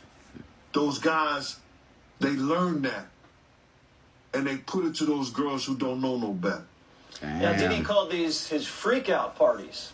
In attendance were celebrities, politicians, athletes, international dignitaries like British royalty, Prince Harry, and music label executives. Lil Rod claimed some of the biggest names in the recording industry sponsored these parties with sex workers, drugs, and underage girls. So is the former CEO of Motown Records, Ethiopia, Hubbard Mariam, and others. Lil Rod says hidden cameras were in every room of Diddy's homes. Lil Rod believes that Mr. Combs possesses compromising footage of every person that has attended his freak-off parties and his house parties. Probably has. Salacious We all owe this man an apology, man. Honestly, we thought you were crazy, Ryan. We thought you were fucking crazy 2 weeks ago, bro. Whole time you were just trying to expose the truth, man. I know a lot of people have seen this tweet. This is nuts. Ryan literally said something bad is going to happen in Baltimore, Maryland on March 26, 2024.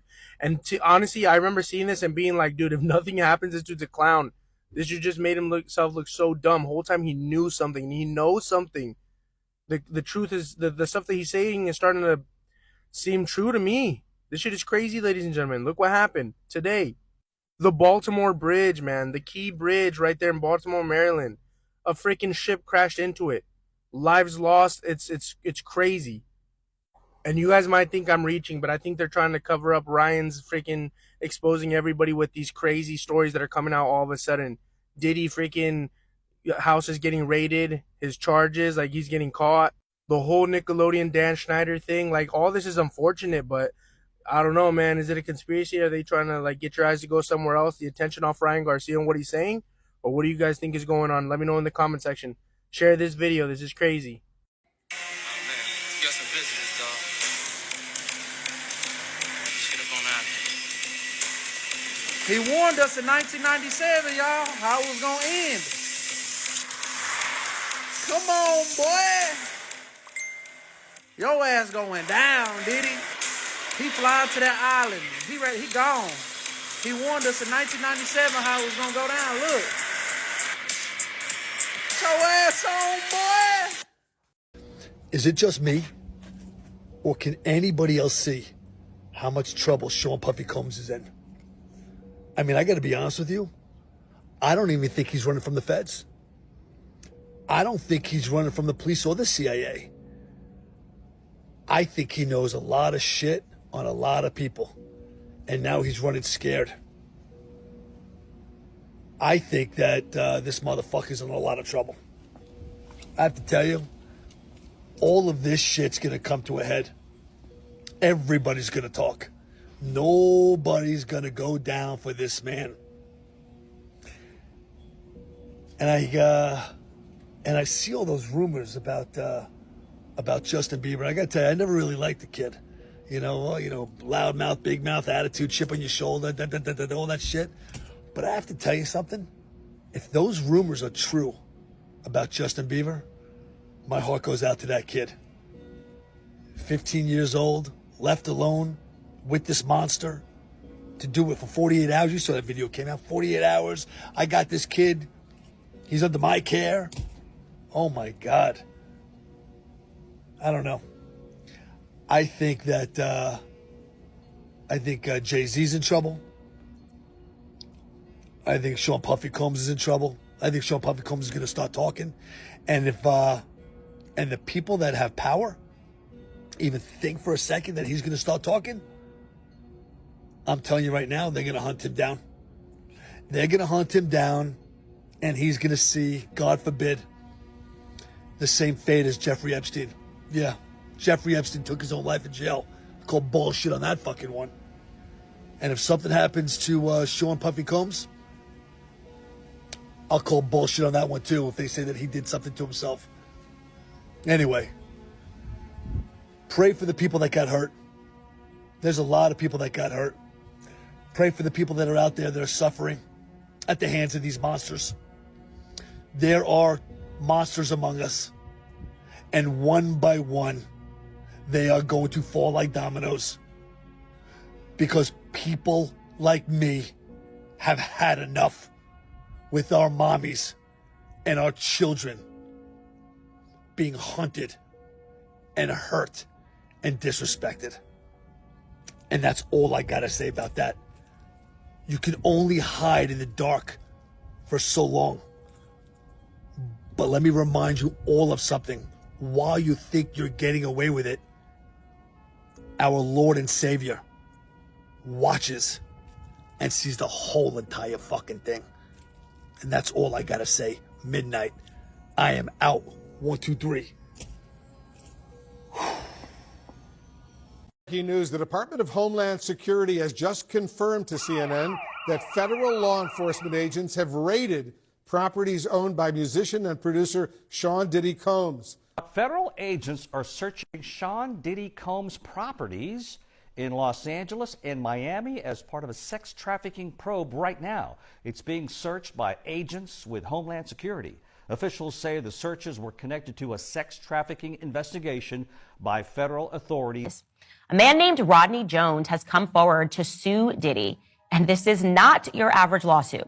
He lived, traveled, and he worked with Diddy as a producer, and he is alleging that he has hours upon hours of recorded footage and pictorial evidence, which has been included in this document, to support his claims. And I have to say, these claims seem very credible, claiming that he was subjected to sexual misconduct for the duration of the production process of an album. It is a 70-page lawsuit that has been filed in the Southern District of New York. And he is claiming that while working on the album and living with Combs in New York, California, Florida, other locations, that Diddy repeatedly groped him, touching his anus and his crotch without consent, and attempting to groom him into accepting a homosexual relationship by showing him explicit videos of others in Hollywood, claiming that homosexuality was a normal practice in the music industry.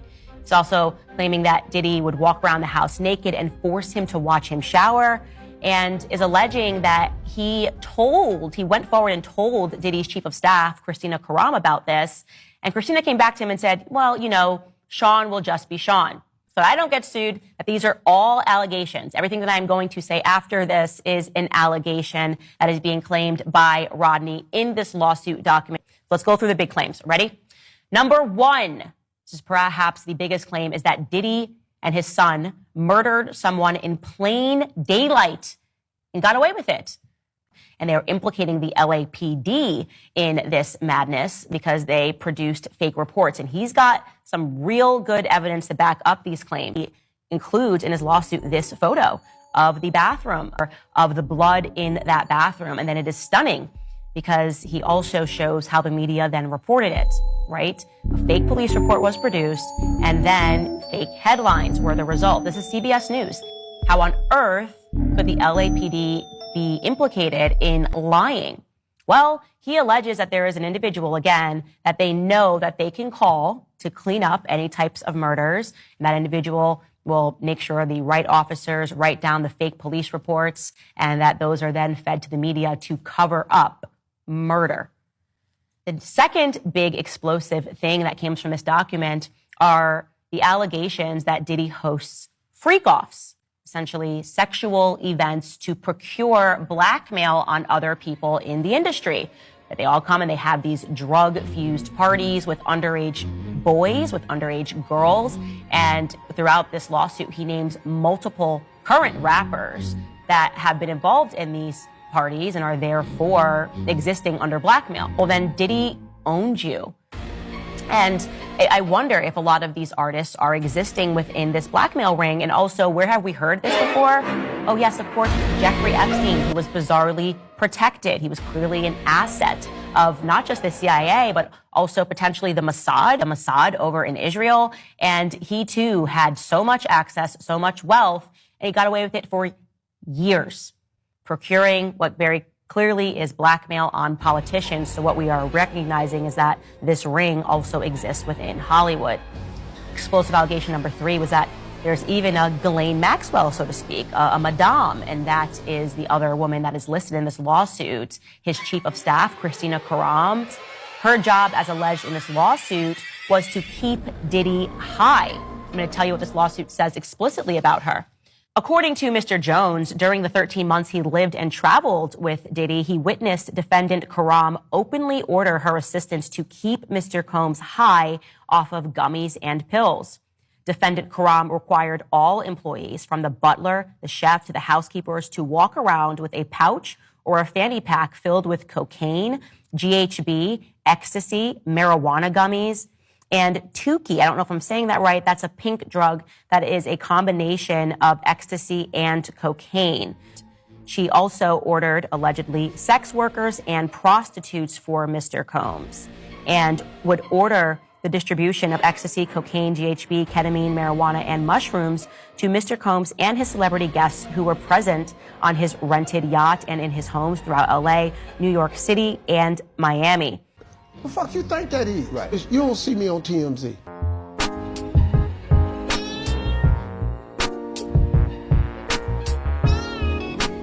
Diddy is truly a monster and represents everything that's wrong with the music industry. What most people don't know is that Diddy actually had a mentor that molded him into the monster he is today. Most of you should have heard about the powerful music executive Clive Davis and his contribution to hip-hop. Clive Davis was behind artists like TLC, Whitney Houston, and Brandy. Back in the 90s, Clive Davis actually signed Diddy to a label deal for Bad Boys after Diddy convinced him that hip-hop was going to be the next big mainstream music. The story goes, Diddy was fired from Uptown Records and was looking for a new home for his record company Bad Boys. This is when Diddy ended up meeting Clive Davis, who decided to fund Diddy's Bad Boy vision, taking Diddy under his wing and mentoring him. After becoming Clive's prodigy, Diddy became the mega hip-hop executive and mogul he is today, reaching heights he wouldn't be able to without a man like Clive Davis behind him. Now, the industry for many years has been talking about this meeting between Diddy and Clive Davis, claiming that Diddy did way more than just show music to Clive. According to many in the industry, it was believed that in the 1994 meeting, Diddy actually got on his knees for Clive Davis and did some extracurricular activities for him. It is also alleged that Diddy would then end up secretly dating Clive during this time for 5 years.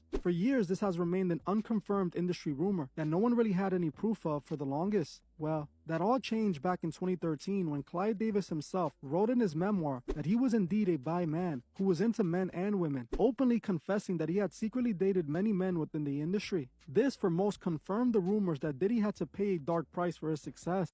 But that didn't stop the media's obsessive attacks against him. They still wanted people to believe that this man was a bad individual. And so they shifted their claims and they started revealing in so many articles, so many front page news pieces were written to tell the masses that Michael Jackson was a raging anti-Semite. It is a fact, by the way, that Michael Jackson did keep a list of people in the industry that he said were his enemies, okay? On that list were people that all happened to be Jewish. So it was lawyer Gloria Allred, music exec Tommy Mottola, Rabbi Shmuley Boteach, you may have heard of him, and I'm going to mention him later, Israeli illusionist Uri Geller, and also Michael Jackson's former manager, Dieter Wiesner. Now, to be clear, it was Dieter himself that revealed that Michael Jackson had this list, but he says that Michael Jackson was just paranoid, that Michael Jackson thought that these industry people were all colluding to try to ruin his life and to take over his life. And again, that was just Michael Jackson being crazy and being a raging anti-Semite.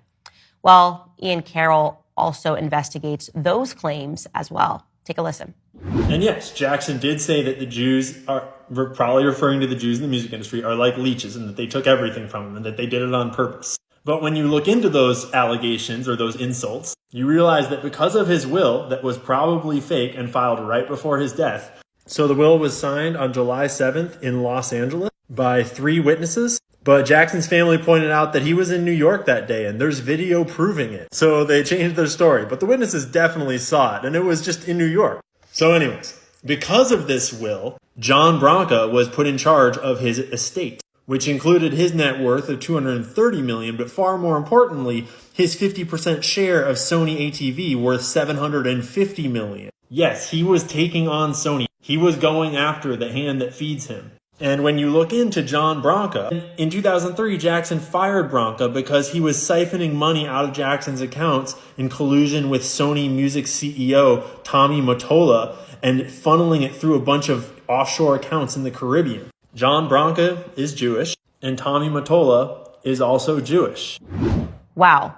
Did you guys know that? Did you guys know any of that? Because I certainly didn't. I didn't realize that this was a conflict at the end of Michael Jackson's life, that suddenly they were alleging that he signed a new will and handed everything over to the very people that he was fighting, the very people that he was saying were colluding to take things from him, ended up, in the end, taking things from him, despite their remarkable mistake saying that he signed this new will in a place that he simply wasn't at. So yes, Michael Jackson's estate was transferred over to specific individuals who happened to be Jewish. You know, I don't like that girl. I'm sorry. Diddy do it. Let's go and go through there, man. Okay. So from Tokyo Tony's standpoint, when you seen Cassie submit that lawsuit in November for $30 million and it settled the very next day, in your experience in Hollywood, your experience just in this world, you've been around and you know things and you've seen things. What did you take from that when Cassie filed that lawsuit, said, I've been assaulted, just all the years of abuse? Did you take her at face value? That's the truth? Or what did you take from that? Get your nappy head, nothing ass home. Damn. That's what I took from it. Can I break it down? Let's go.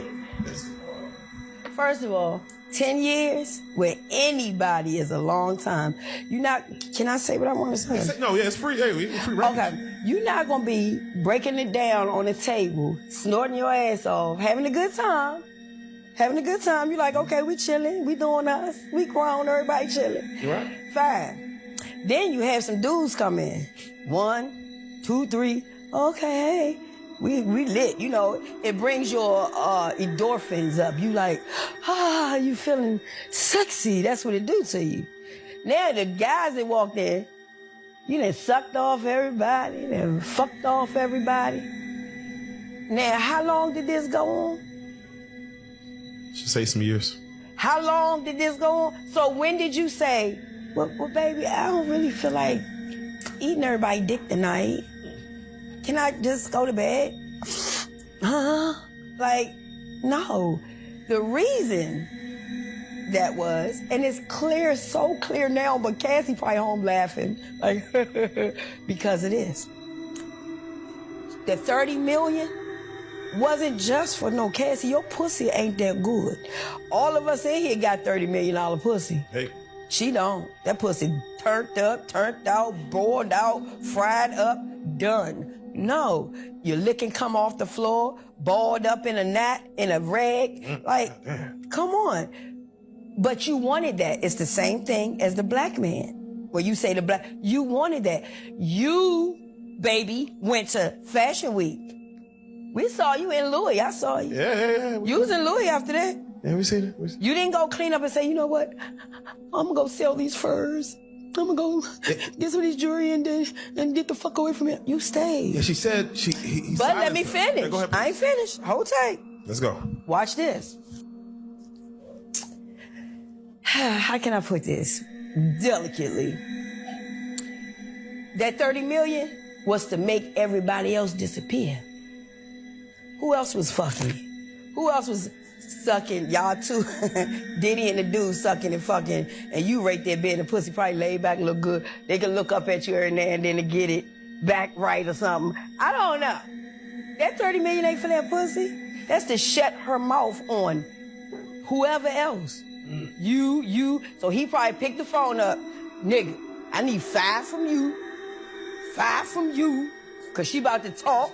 5 from you. Bitch, you in the morning. Cut it down. Bye. But that's the smartest thing he could ever did. Now, go ahead, cause there's more. I'm gonna ask him, do you feel like she might have been drugged the whole time and now she's just sober now?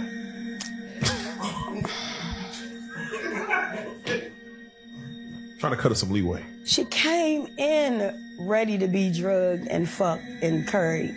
He has a reputation for this. It's nothing new. A woman got smoked, I heard, but I don't believe nothing. And honestly, you ready for this shocker? I believe Puffy didn't do anything. Relax yourself. I can explain. Whenever y'all ready. Yeah, please. Let me know when you're ready. Yeah, I'm ready. First of all, if he really did all of that, you didn't beat the FBI, the CIA, the local police, and the judges, and you still dancing in the videos. Still dancing all in the videos. Come on, the stress is why y'all fucking with me. Again, that I word. That big I word. Yeah. Your time is up, bro. You ain't brought nothing. Shawty, you was Puffhead. You ain't bring nothing to the table. We need some money. You ain't brought nobody. The person you did bring, from what I hear, I'm sure y'all gonna talk about it, you bought him last. Okay. So let's go through there. Yeah. So the 30 million, a lot of hush money paid around. Yeah. But then they came out the woodworks after that. No. 5 more. That's not the same. See, those are mediocres, baby. You're a rapper. You're mediocre. You're nobody. Rappers are nobodies. You didn't know that? Hey. They don't write they shit. You don't make your beat. Nigga, you look at a phone. You gotta remember the words. So no, we're talking higher. Puffy's up with high people. Those rappers, those are like the scrap dogs that get the bones that we finish eating. Yeah, you get those. That's fact. So it ain't nobody. Rappers ain't nobody. As of last Friday, a producer named Lil Rod, something like that, he came out with his own 30 million lawsuit against P. Diddy. And there's a lot of allegations in there. A lot of, he threw Meek Mill name in there, Stevie J, Cuba Gooding Jr., saying Young Miami, doing all kind of coke. Lit. Let's break down everything that's happening with P. Diddy because this one's complex. Okay, so on Monday, not one, but 2 of his homes were raided. So his house in LA as well as his house in Miami.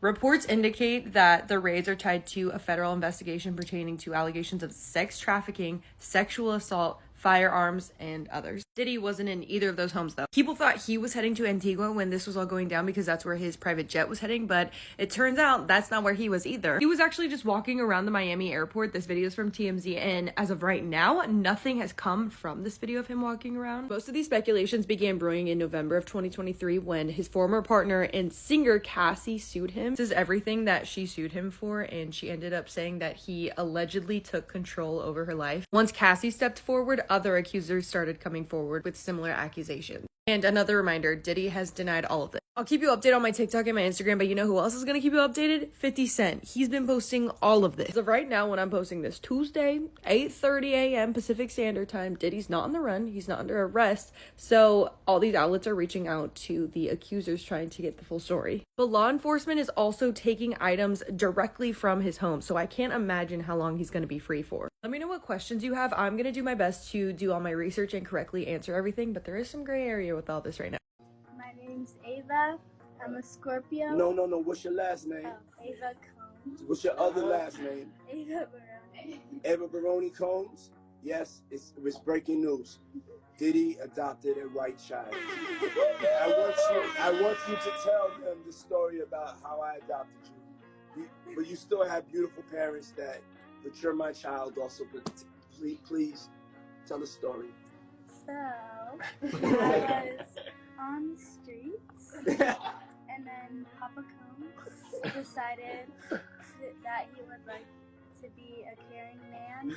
So then he saw me and decided to pick me up and said to come inside and play with his kids.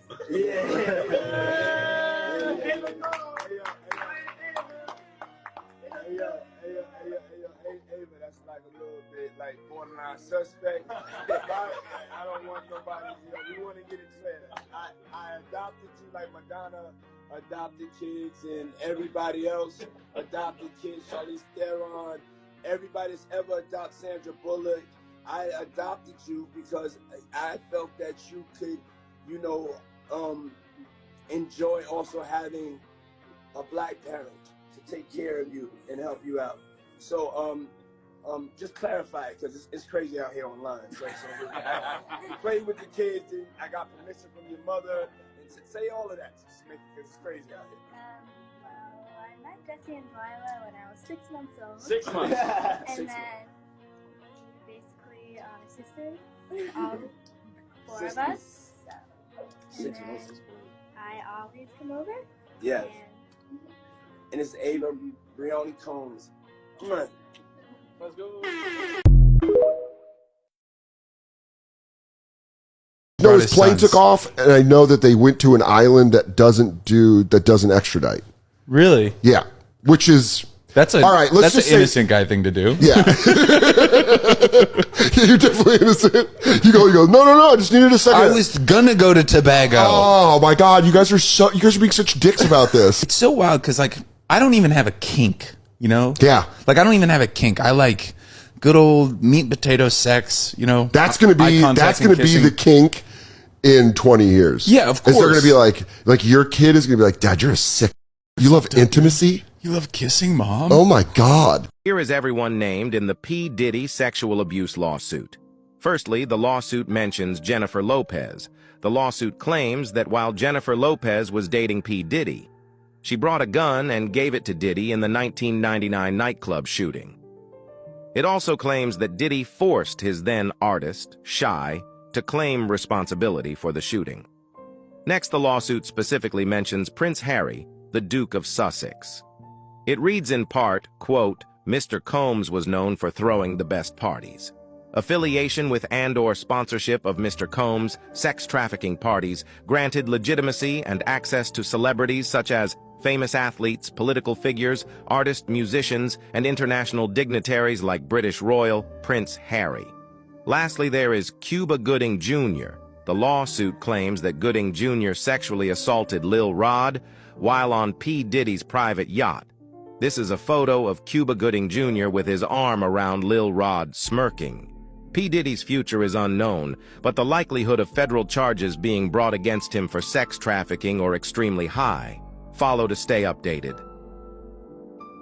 All right, so within those docs, and this is where it gets relevant, there is one man that is named as being the person that can do the cleanups, right? This is the guy that you are supposed to call if you get into any sort of a scenario. So in these docs, it says Mr. Combs instructs his staff to always contact Mr. Muhammad, that is Fahim Muhammad, if they are ever pulled over by the police in Miami or California.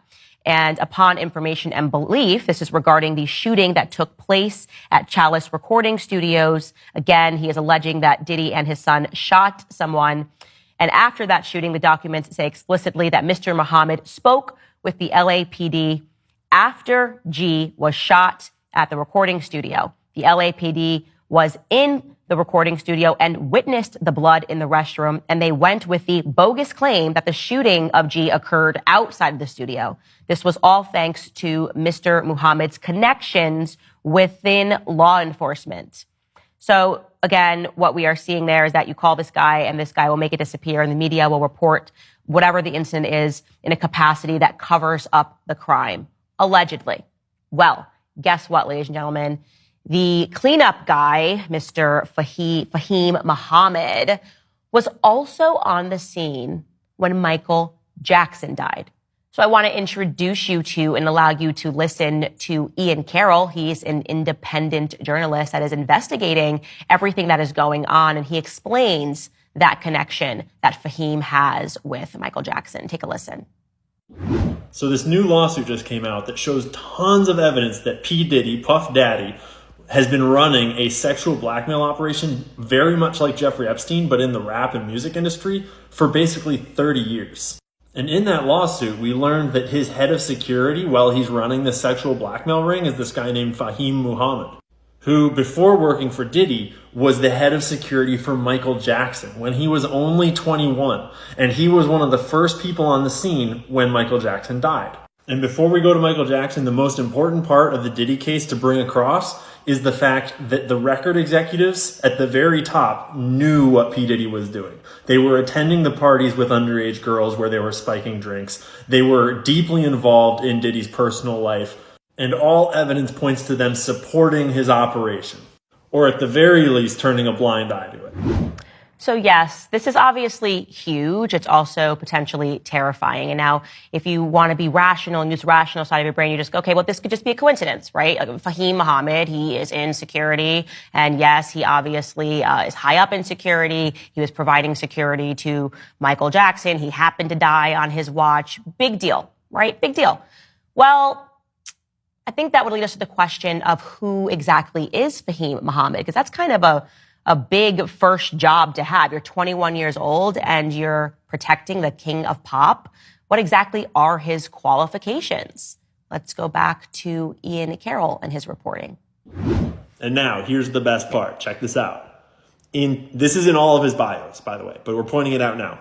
In 2008, Fahim graduated from Sacramento State University with a Bachelor's of Science degree in Business Administration with a concentration in real estate and marketing.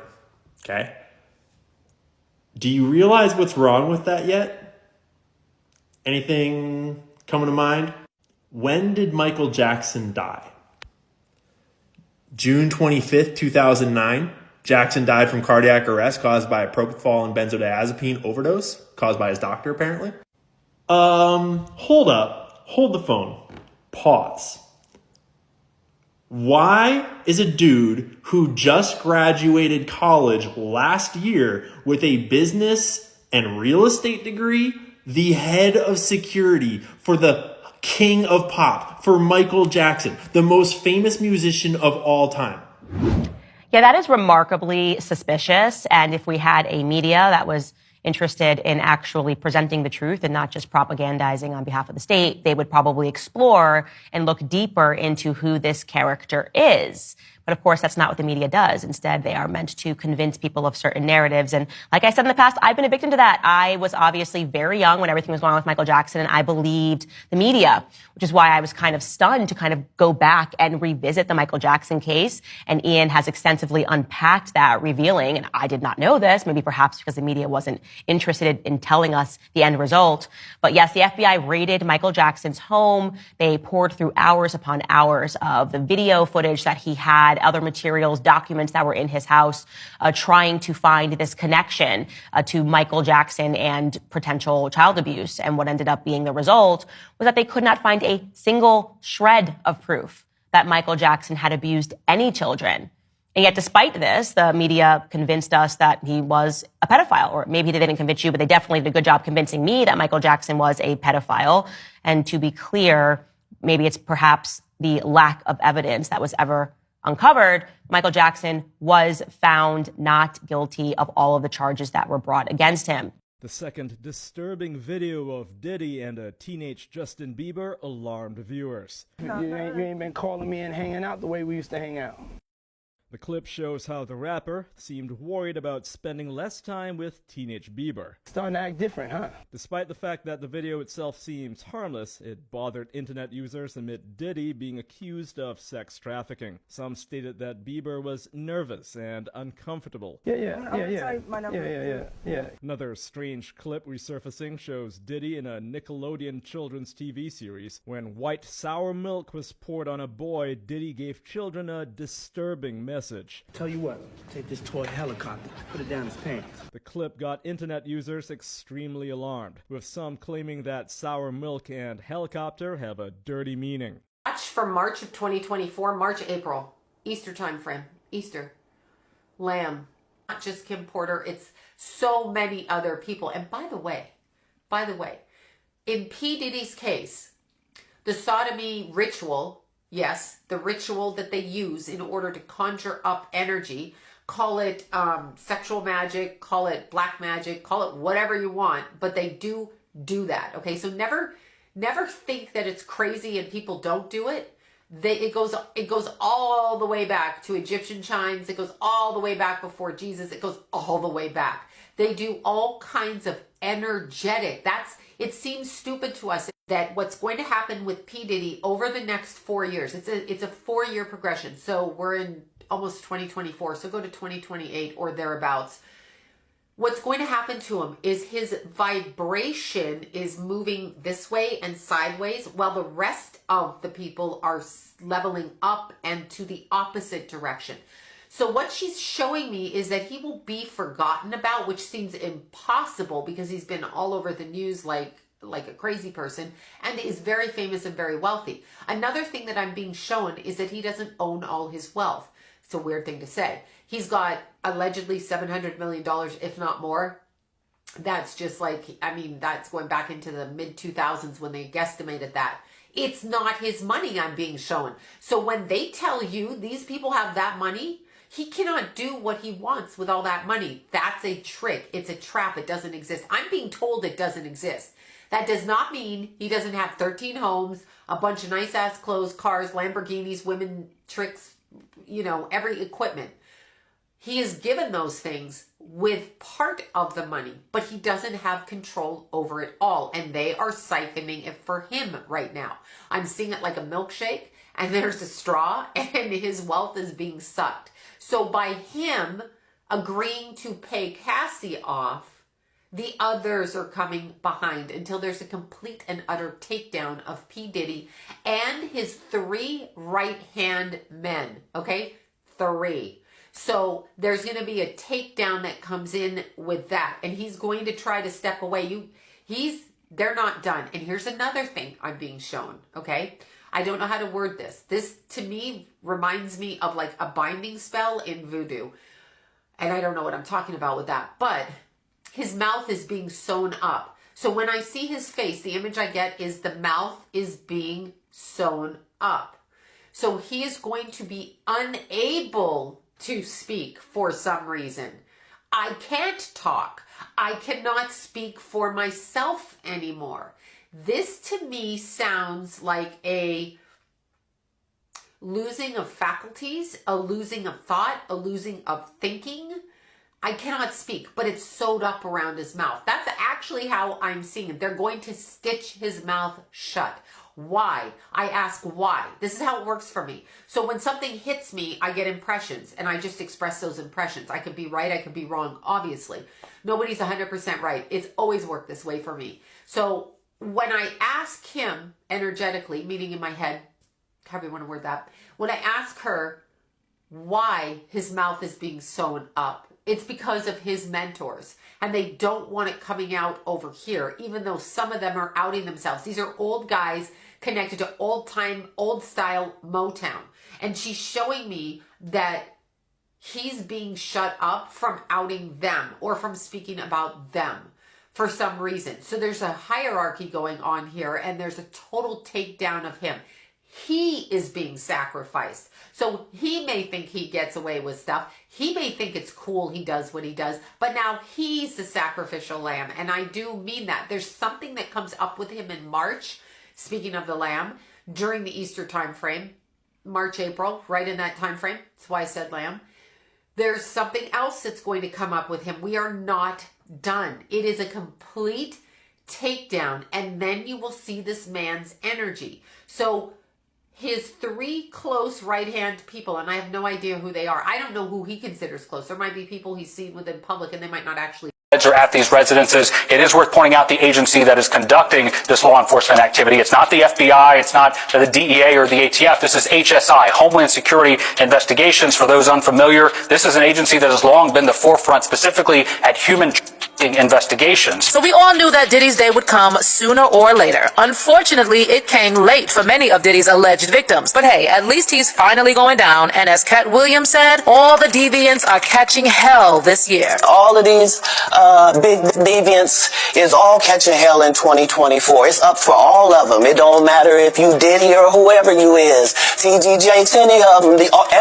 All lies will be exposed. That's all. Everyone who's old enough to remember Diddy in his heyday knows that people have been trying to expose this man since the mid-90s. We've all heard all kinds of stories and speculations about him, from rumors about his involvement in the murder of Tupac and Biggie to allegations about him eliminating his ex-girlfriend Kim Porter, and claims that he's been pressuring young aspiring artists into doing humiliating things in exchange for a contract. But the ball started rolling for real last November when Diddy's ex Cassie dropped a bombshell lawsuit accusing Diddy of putting his hands on her in the worst way, forcing her into what he called freak-offs with other men, SA, and a bunch of other disturbing things. And while Diddy quickly settled with Cassie, thinking this would put a lid on it, Cassie knew what she was doing by refusing to settle in private before she filed the lawsuit, which is apparently what Diddy asked her to do. Instead, her lawyers did a brilliant job of building a lawsuit around federal crimes, knowing that the feds would have to look into it. In the meantime, multiple other alleged victims came forward, and 3 additional lawsuits were filed against Diddy. Just days after Cassie's lawsuit was revealed to the public, 2 separate lawsuits alleging similar crimes were filed against Diddy in New York Superior Court, one by a woman named Joy Dickerson Neal and the other by an unnamed plaintiff. Dickerson Neal filed a lawsuit demanding a trial by jury and alleged that back in 1991, Diddy slipped something in her drink when they were out for dinner and then drove her to his place where he proceeded to SA her. She also alleged that Diddy recorded the attack, and days later, a male friend informed her that Diddy showed the video to everyone in his circle. According to the suit, Dickerson Neal immediately filed police reports in New York and New Jersey and spoke to several prosecutors hoping to press charges, but they reportedly told her allegations would need to be corroborated and nothing was done. By the way, there's growing speculation that Diddy had connections in law enforcement, and this is how he allegedly managed to evade justice for so long. Anyway, following Dickerson Neal's suit, another alleged victim came forward and filed a lawsuit accusing Diddy and singer-songwriter Aaron Hall of R-wording her. According to the lawsuit, Diddy and Aaron Hall took turns on the alleged victim, and she also claimed that a few days after the attack, Diddy went to her house to threaten her and started choking her to the point that she passed out. And then in December 2023, an anonymous plaintiff filed a 4th lawsuit against Diddy, claiming that she was 17 when Diddy and former Bad Boy president Harve Pierre piled her with substances, transported her on a private jet from Detroit to New York, and then R-worded her at Diddy's Daddy's House recording studio. The alleged victim also submitted photos taken the night of the reported attack, including one where she is seen sitting on Diddy's lap. Diddy denied all these allegations and released a statement saying he would fight to clear his name. But on February 26, 2024, he was hit with yet another lawsuit, this time by a male producer, Rodney Lil Rod Jones. Breaking news with the P. Diddy sex trafficking. Guess what's going to happen? Nothing.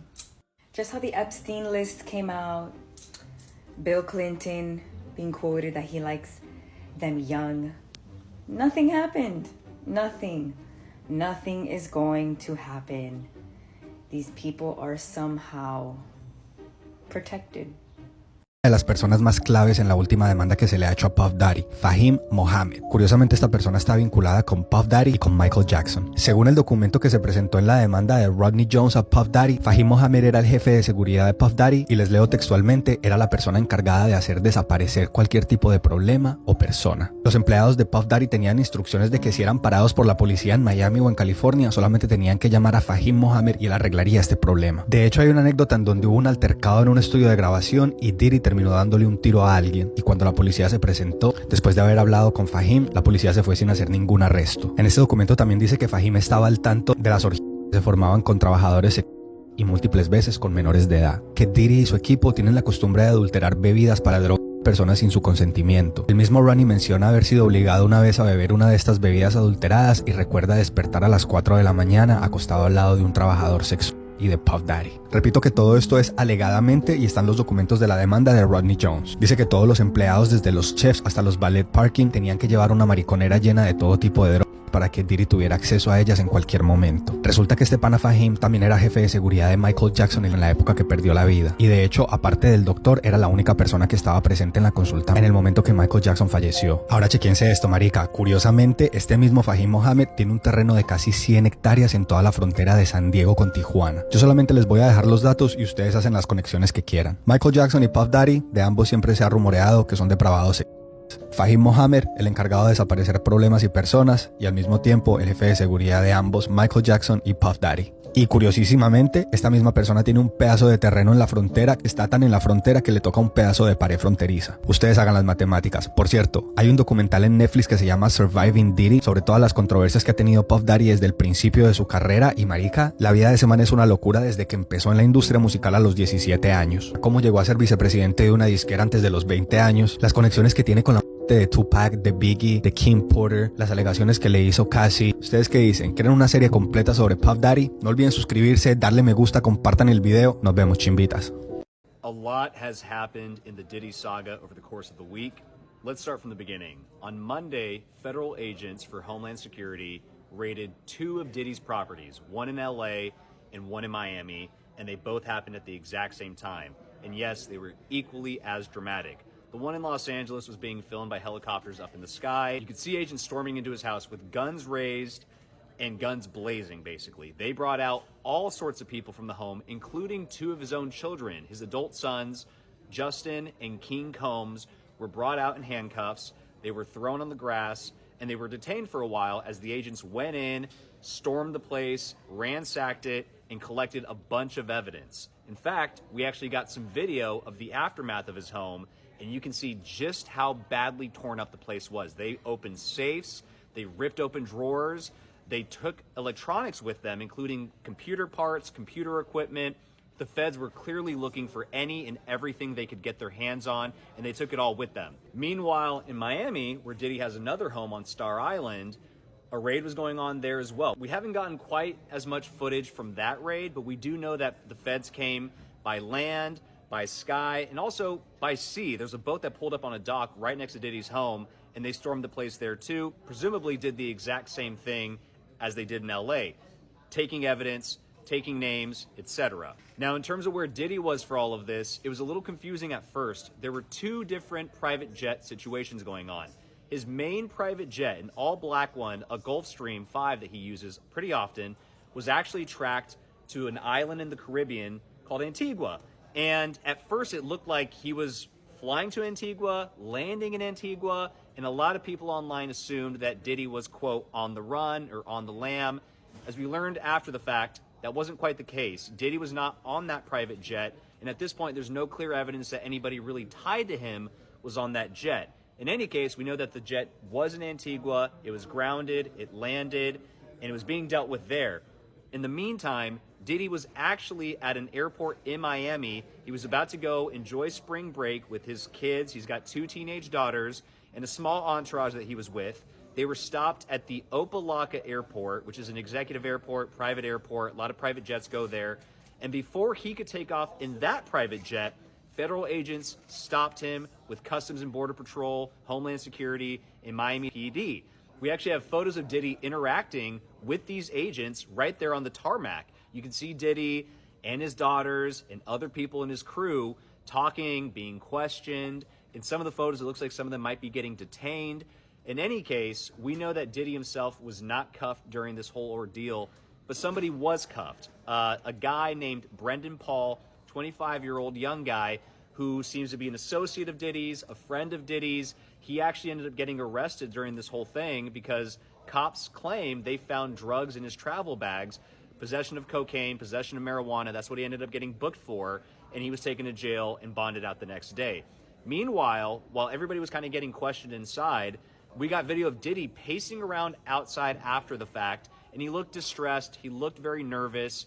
but he himself was not in handcuffs, and he himself did not seem to be getting questioned all that much either. Fast forward to today and where things stand. At this point, we know that federal investigators have subpoenaed a number of companies tied to Diddy, including charter jet companies, home security companies, computer companies, things that Diddy has in his possession that they think will help them crack the case and help them surface evidence to implicate him in a crime. That's what they're trying to do here, right? In the meantime, Diddy has been off the radar and silent. That is until Thursday, when he and his teenage daughters, the ones that were with him being stopped by agents on Monday, they ended up going to Topgolf in Miami. It was just the three of them, little private outing.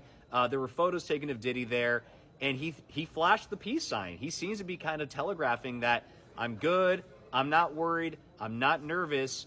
Of course, we suspect that he probably is very nervous. The fact is, he is not out of the woods yet. He has not been charged or arrested or anything official just yet, but the investigation, frankly, is just starting, and we know the feds are digging deep, trying to find stuff. They're interviewing people, they're going through evidence, they're going through hard drives, they're going through surveillance footage, and they are trying to get him on these sex trafficking claims that have been levied against him in several different lawsuits. Diddy has denied all of those claims. He's denied all of the allegations made in these lawsuits, but a lot of these lawsuits keep on touching on the same theme: alleged sex and human trafficking, including prostitutes. Some of them have alleged that underage people have been in the mix. He's denied all of that, but the feds have obviously heard these claims, and now they're doing their own investigation, trying to see if there's any truth to it.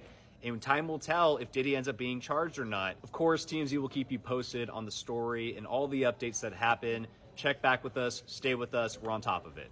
Watch for March of 2024, March, April, Easter time frame, Easter. Lamb, not just Kim Porter, it's so many other people. And by the way, in P. Diddy's case, the sodomy ritual, yes, the ritual that they use in order to conjure up energy, call it sexual magic, call it black magic, call it whatever you want, but they do that, okay? So never think that it's crazy and people don't do it. It goes all the way back to Egyptian chimes. It goes all the way back before Jesus. It goes all the way back. They do all kinds of energetic. It seems stupid to us that what's going to happen with P. Diddy over the next 4 years, it's a 4-year progression. So we're in almost 2024, so go to 2028 or thereabouts. What's going to happen to him is his vibration is moving this way and sideways, while the rest of the people are leveling up and to the opposite direction. So what she's showing me is that he will be forgotten about, which seems impossible because he's been all over the news like a crazy person and is very famous and very wealthy. Another thing that I'm being shown is that he doesn't own all his wealth. It's a weird thing to say. He's got allegedly $700 million, if not more. That's just that's going back into the mid-2000s when they guesstimated that. It's not his money I'm being shown. So when they tell you these people have that money, he cannot do what he wants with all that money. That's a trick. It's a trap. It doesn't exist. I'm being told it doesn't exist. That does not mean he doesn't have 13 homes, a bunch of nice-ass clothes, cars, Lamborghinis, women, tricks, every equipment. He is given those things with part of the money, but he doesn't have control over it all, and they are siphoning it for him right now. I'm seeing it like a milkshake, and there's a straw, and his wealth is being sucked. So by him agreeing to pay Cassie off, the others are coming behind until there's a complete and utter takedown of P. Diddy and his 3 right-hand men, okay? 3. So there's going to be a takedown that comes in with that, and he's going to try to step away. They're not done. And here's another thing I'm being shown, okay? I don't know how to word this. This, to me, reminds me of like a binding spell in voodoo. And I don't know what I'm talking about with that, but his mouth is being sewn up. So when I see his face, the image I get is the mouth is being sewn up. So he is going to be unable to speak for some reason. I can't talk. I cannot speak for myself anymore. This to me sounds like a losing of faculties, a losing of thought, a losing of thinking. I cannot speak, but it's sewed up around his mouth. That's actually how I'm seeing it. They're going to stitch his mouth shut. Why? I ask why. This is how it works for me. So when something hits me, I get impressions, and I just express those impressions. I could be right, I could be wrong, obviously. Nobody's 100% right. It's always worked this way for me. So when I ask him energetically, meaning in my head, however you want to word that, when I ask her why his mouth is being sewn up, it's because of his mentors, and they don't want it coming out over here, even though some of them are outing themselves. These are old guys connected to old time, old style Motown. And she's showing me that he's being shut up from outing them or from speaking about them for some reason. So there's a hierarchy going on here, and there's a total takedown of him. He is being sacrificed. So he may think he gets away with stuff. He may think it's cool he does what he does, but now he's the sacrificial lamb. And I do mean that. There's something that comes up with him in March, speaking of the lamb, during the Easter time frame, March, April, right in that time frame. That's why I said lamb.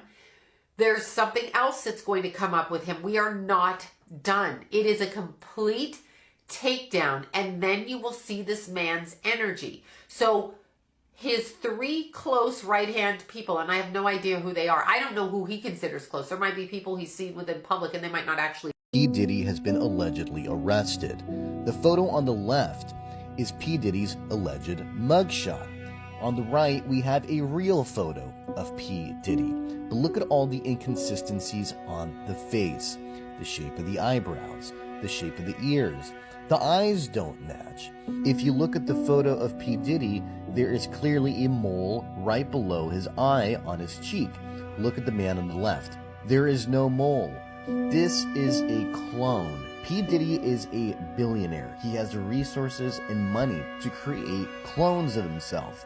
Do not fall for this. This is not P. Diddy.